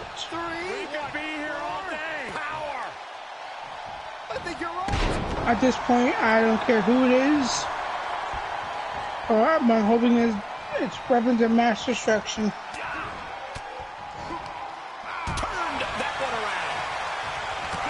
So for everyone that the reason why Boss and Leo King teamed up was because Boss wanted to protect me, my client. I call bullshit. If Leo King wanted a match against me, all he had to do is ask. He didn't have to go to Boss Apollo to have him betray me to unite the Fallen. So I call total bullshit on that. 1, 2. Oh damn! Kick out at the last second. The champ Jackson breaks up at the last second. What do you guys think about that? The Boss Apollo thing? Do you think it's the truth, or you think you're gonna pull a wool over my head? Headed to the top rope. We're gonna finish it off. TBS, Froggy, what do you think? He stops the count for his partner. Soul Embers, what do you think? Oh, nice. Swanton Bomb. 1, 2. Ooh. Champ Jackson breaks it at the last second. I know, right? So this is a great match. Now we got a Ataxia.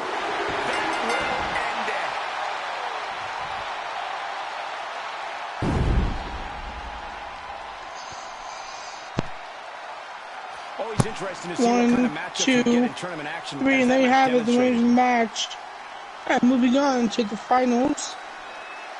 I have returned. Wait a minute. Who won? Weapons won? Weapon. Wow. Weapons of mass destruction. But you know what, though, guys? Hats off to the new team of J.R. Jack and the great Champ Jackson. Guys, be honest. They did amazing in that tournament. Yes. For a brand new... they have no chemistry yet as a team. They just jumped... They dove headfirst into the Shark Tank here tonight. Again, tomorrow night was supposed to be their official debut. Wow! Fat Lad, Mitchell Vaughn, and BB King. The weapons of mass destruction moving on to the finals. Man, oh man. Alright, payout being issued right now.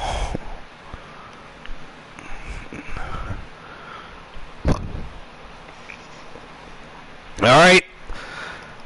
So the winners of the match, and moving to the finals, the weapons of mass destruction. Yes. And now, ladies and gentlemen, the final of this tournament. We are going to find out who will become the new members of the coalition. Will it be the Fallen, or will it be the weapons of mass destruction? This is going to be one hell of a final. And by the way, since the Powers of Pain did not make it to the finals and will not be becoming members of the coalition, depending on how long this match is, we might have time for that matchup between Thomas Graves and Elijah Archer. No, I don't want to embarrass your client, Archer. I really don't. Oh, ouch. Ouch. I don't want to embarrass How you too dare much. you, sir? How dare you? How dare... Fine, okay, that's fine. Okay. You don't want to have Thomas Graves... How about this then? How about Thomas Graves watches Elijah Archer challenge his partner, the future Nathan Alpha, and Nathan Alpha puts his title on the line?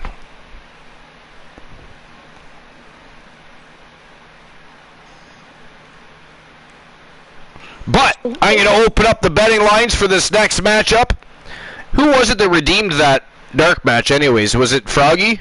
Yeah.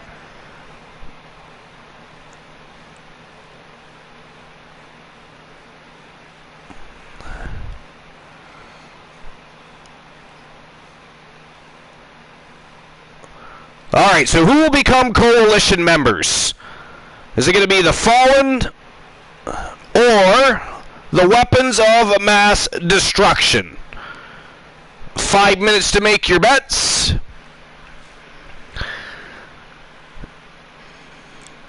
Froggy says, what was the thing about boss woos? Froggy says, oh, Archer just upgraded my match. Hang on, I was telling a story before you came back. Alright, hold on, 5 minutes to make your bets. The betting lines are open right now. So you have 5 minutes to make your bets. Let's find out who becomes the new coalition members. Will it be the Fallen or the weapons of mass destruction? Either way, the coalition picking up 2 fine members. Let's go, let's find out. So, Froggy, I was telling everyone in the chat that before we went live, I asked Boss why he betrayed Powers of Pain. And he comes with this remark of saying, he did this for my protection. Because apparently he had debt with Leo King. And the only way the debt will be cleared is if they team up or a 1v1 match with Leo King versus my client. So that's why they teamed up. But apparently Leo King still wants a 1v1 against my client, but boss won't agree to that for my protection. So I told him, and I told boss, I know damn well my client doesn't back down from no challenge. So in your opinion, what do you guys think about that? Do you guys think boss is full of shit? Or do you think it's actually legit? Well, I mean, his team did beat your team. So there's that. That's neither here nor there. Well, I mean, I think it's somewhere because well, I mean, you're part of one team, he is part of the other team. Look at everybody tossing around commands. I like the titties one. I like the titties one. We need to have a titties command. I mean, we don't have a titties command. We gotta have a titty bar command or something. Weighing in at 263 pounds, the Reaper Cowboy. Matches like these, with talent of this caliber, this is why sports entertainment is an art form.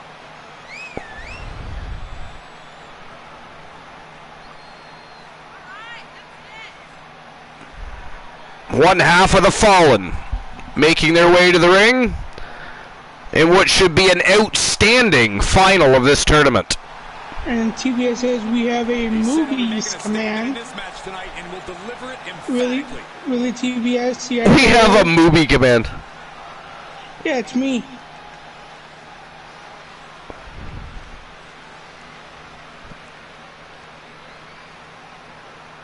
Man, there's really like nobody streaming tonight. But I do see Christian Cool, though. And his partner, representing the powers of pain, from the fifth dimension. From the fifth dimension. At 249 pounds, Demon Laser. And then TBS says, but who could blame them? Few are as gifted in the ring as this performer. I think wrestlers don't protect other wrestlers from wrestling. If you would worry about your client, he'd team up and not rob us of the bloodshed. I mean, if you were to purchase the mid-card challenge title, you could choose the World Television title, you could choose the Andre the Giant or Trish Stratus World Heritage Championships, you could choose the King of the Cage Championship. I mean, there's different mid-card titles that you could choose. But yes, you've got the right idea, yeah. The Canadian heavyweight title, the United States heavyweight title. It depends. TWA, WCW, Archer. There's different mid-card titles.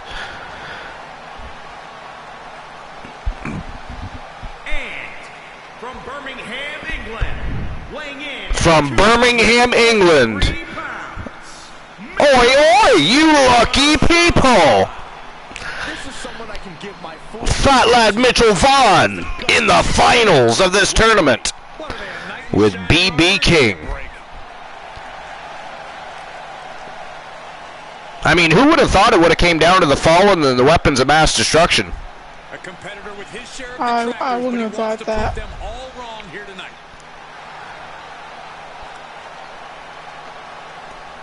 Soul Embers dropping the doghouse emotes. Please do flood those bad boys. Can we get a shout out for Team Dogface, please, as a matter of fact? Yes, we can. Give me 1 second. You spent the points already but didn't know the belts. I want that Canadian belt. Well, then you just have to put in there that you want the Canadian Championship. That's fine. And from Kingston, Jamaica, weighing in at 444 pounds, King Big Bubba Bruce. There we go. I was going to say, I think you forgot the SO in that, but you know what? That reminds me. I did mean to create a special command for Dogface, so I'm going to make sure I do that. They're crazy. Those are all good things. You're crazy.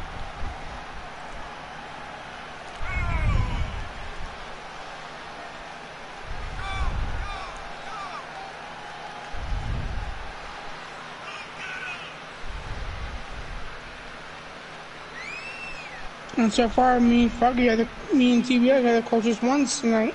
Yeah, it looks like you and TBS are going to be the winners tonight, and we're going to have both of the awards won tonight. That's pretty cool. He knows what it takes to reach the top here in WWE.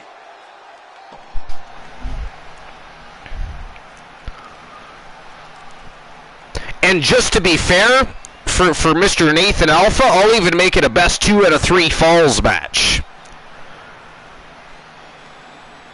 So Lemmer says I was 6'2", 9. Okay, our TBS was 6'3", 1. Yeah, TBS was 6'3", 1. And there he is on the attack deep in this match. So somebody needs to get a 6'3", 2. Closing the gap on the opposition. And TBS, yeah, like after your bits play. Tagged into the action. Alright, so Frank Miller will be getting a shot at the TWA Canadian Heavyweight Championship tomorrow night on TWA Wrestle Kingdom. Nice combo. See, now the nice thing about dark matches is I can apply those to a Wrestle Kingdom card because they have nothing to do with the regular season. Great precision. Otherwise, it would end up being a dark match on Wrestle Wars, Starrcade, or Warzone. Just like that, he sent crashing to the floor. But because tomorrow night is TWA Wrestle Kingdom, we'll actually make that part of the card.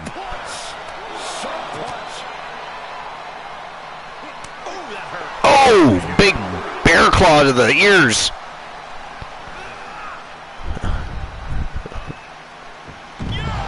Damn. Uranagi. But he had a Cobra clutch. This has been one hell of a match. Soul Ember says, dog has my back. Fat Lad's like, get your ass in the squared circle. We are not doing this outside the ring. Fat Lad knows you can't win the match out there, and he wants to win this tournament.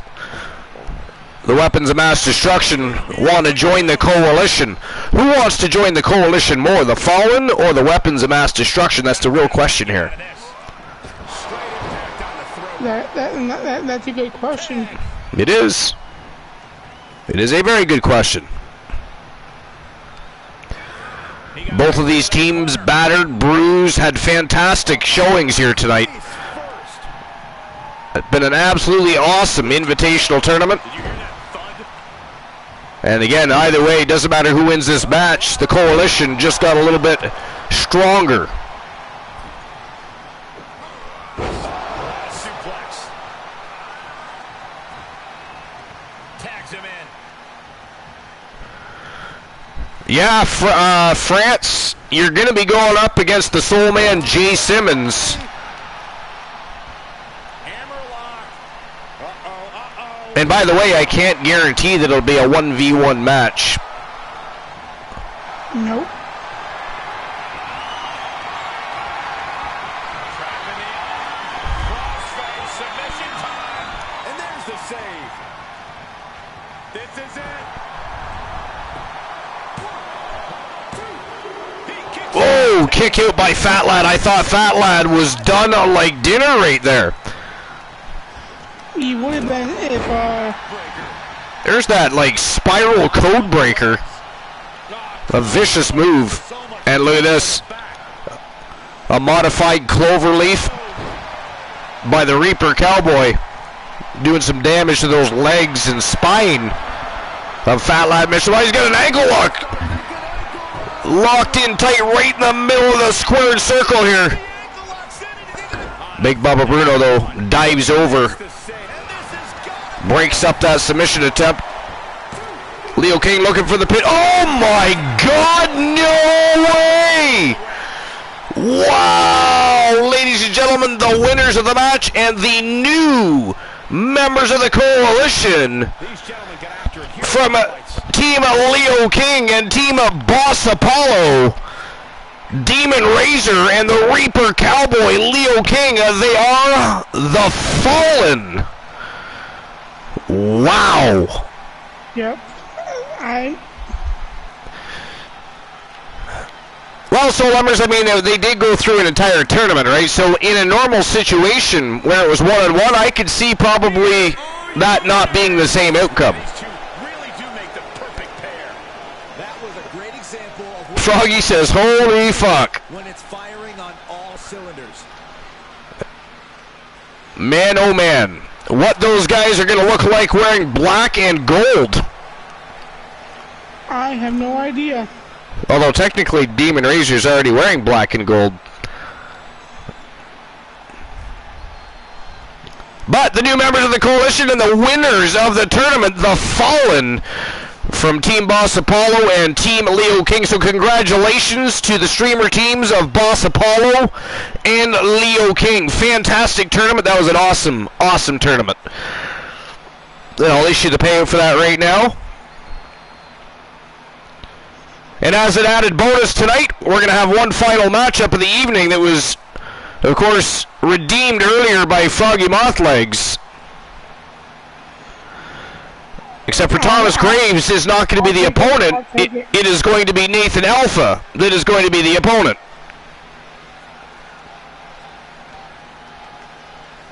And there we go. Payout has been issued. All right.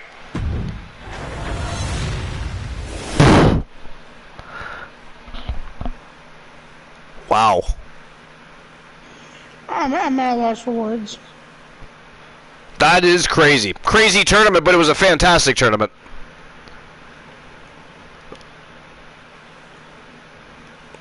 All right. The Blind Locksmith says, the coalition of mass destruction it is.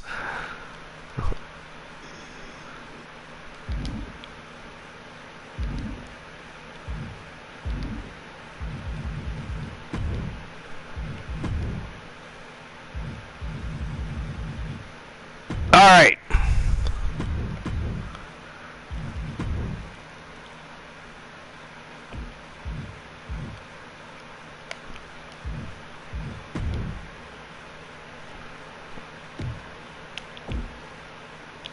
So the final match of the night, dark match main event, and why is it not moving?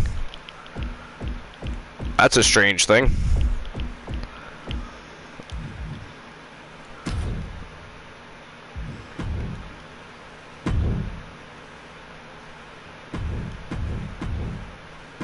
The one Elijah Archer versus one half of the Powers of Pain from Team Mr. Skittles. And of course, bringing in tow his partner in crime, the Warlord Thomas Graves.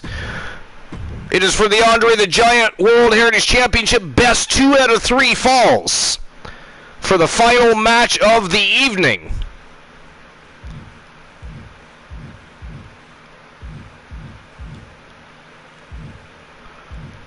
As soon as I find... There it is. Alright, here we go. I'll get the betting lines open. Nobody redeemed the betting line for this one, but I will open the betting lines myself for you one final time. So who's going to walk out? The Andre the Giant World Heritage Championship. Or champion.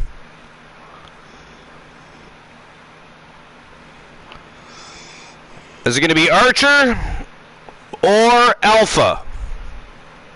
It's best 2 out of 3 falls, remember. Keep that in mind.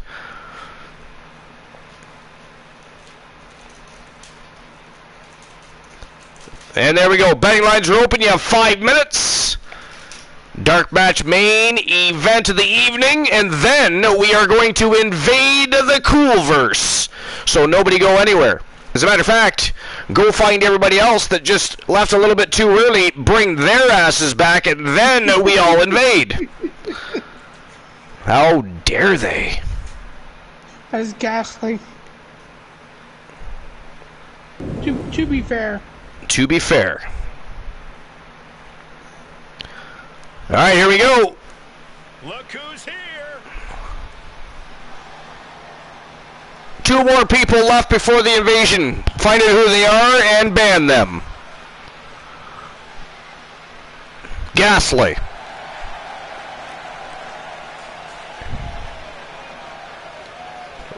Bobby the Brain Heenan, the new manager of the Coalition. And Elijah Archer is looking a little happier tonight. He knows that the Coalition just got a whole lot stronger with the addition of the Fallen. Heritage Championship. Making his way to the ring, accompanied by Bobby the Brain Heenan, representing the Coalition. From Toronto, Ontario, Canada. Froggy Mothflake says, my money is on Archer. 78 pounds. Congrats on our win. Aloha. As we get started here, let me remind everybody that the title is on the line here tonight. Yeah, but that's just a mere formality. The way I see it, there's no... They're good but weird without Archer screaming in your ear. It's actually quite somebody ban the Blind Locksmith, please. How dare you? They are ready for battle.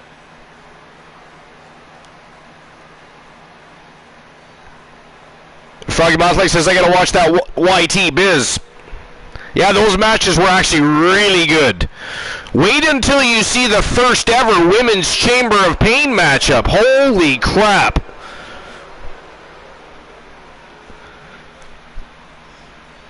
And his opponent, accompanied by Thomas Warlord. TBS got AKO. Representing the powers of pain from the fifth. Ooh, dimension. Joe Link AKO TBS. 144 pounds.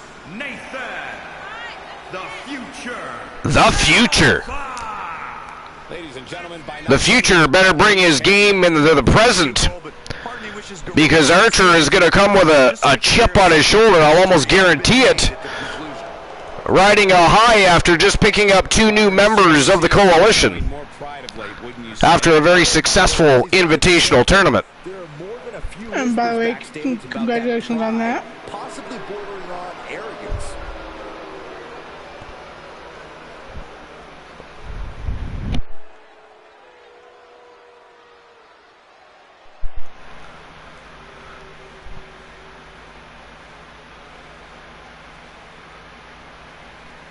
All right, here we go. Best 2 out of 3 falls for the Andre the Giant World's Heritage Championship.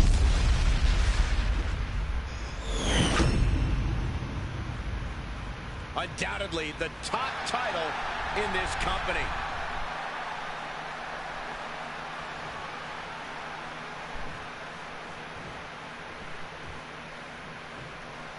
Big title match here. In my opinion, this championship could main event any show, any place, any time. Bold declaration, Byron, but given the competitors vying for the title tonight, I'd be inclined to agree. Nice drop kick by Alpha there. He leaves the ring and there's Alpha off to a quick start. Yes, he is. under the Come on, ropes to get Alpha. back inside. You cause a pain per round. Powers of Pain looking for a little redemption here after being eliminated from the Coalition Open Invitational Tournament.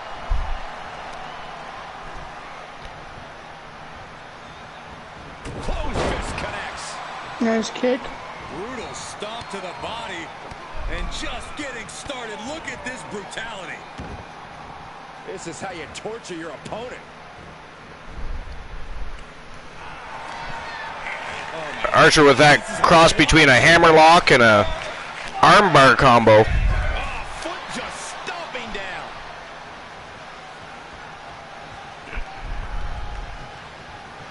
He's got him. Ooh, nice retaliation by Alpha, but evasion. Nice block by Alpha. Good lord, these guys are really struggling for control here, aren't they?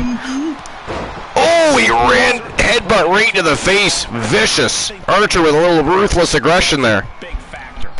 Yeah, even if you're down a fall, you can't give up hope. You got to double down and keep fighting, unless you want the indignity of losing Ouch. 2 straight. Here we go again. It is a vicious combination. Turning the tables there. Whoa, standing shooting star press by Alpha. And oh, he met the knees of Archer that time, though. Archer wasn't falling for that shit again. Well played. And Archer with a vicious kick to the midsection and another. Oh, and takes him down with a big lariat. Uh-oh. He's got the Hell's Gate locked in. But look at this, the strength and agility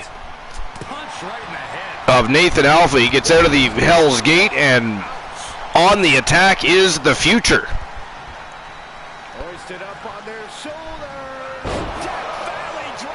Wow, running Death Valley driver by Alpha. Springboard 450, but misses the mark, and Archer right back on the attack here. Very quickly moves in, drops Alpha throat first on the top rope. And stomping a mud hole now. Here he goes again with that hammerlock and armbar combination. He's really looking to tear the arm and shoulders out of their sockets here of Alpha.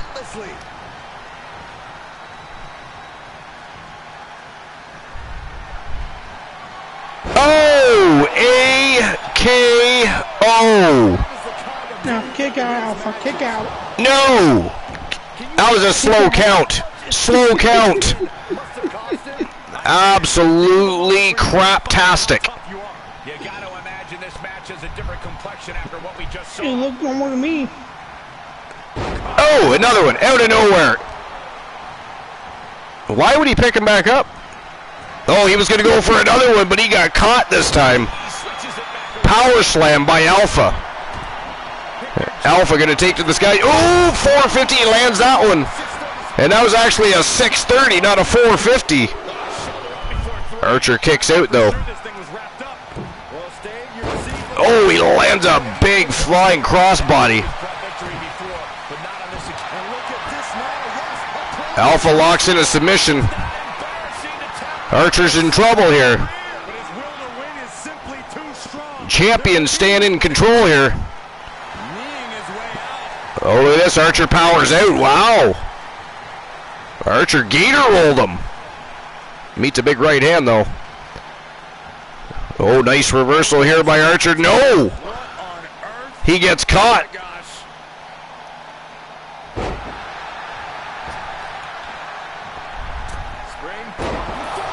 And a 450.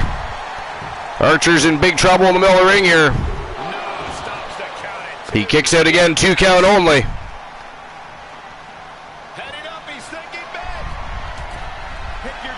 What a match. Oh, he meets the knees. Archer got his legs up, but the way he landed on that might have hurt Archer's legs. I don't know. Maybe not. He's... Wow. The leg strikes.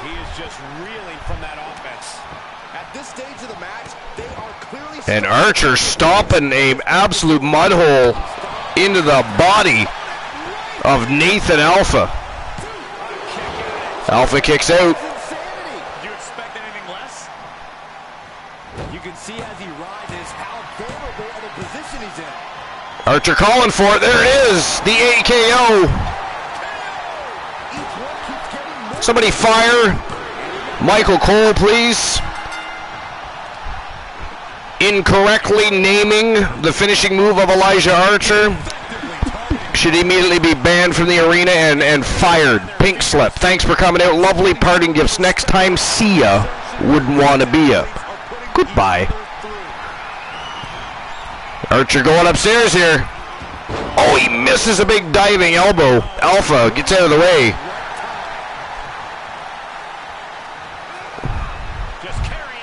Alpha's got him racked here. Snake Eyes drops him face first right on that top turnbuckle pad. Nice counter by Archer. Oh! Archer walks right into a Pele. Did he not see him springing off that rope? I mean, what the hell? He didn't see that shit? What is this? What is this blasphemy? How dare he? Come on, Archer, don't you be taking that. Are you stealing your moves? Oh, that was vicious. The champion with a 630. And it is 1-1 just like that. Champion ties it up. Look at this, he's racking him. Whoa! Archer's in big trouble. And nails another 630. Wow, Archer kicked out. Holy jumping, no way. I thought Archer was done. Big backbreaker. Oh, a bicycle kick. That was like a Yakuza kick right to the face. Oh, he's locking in the sub. He's got it locked in tight. Alpha in trouble. And that is it. That is all. Ladies and gentlemen, the winner of the match and new Andre the Giant World Heritage Champion, the one Elijah Archer.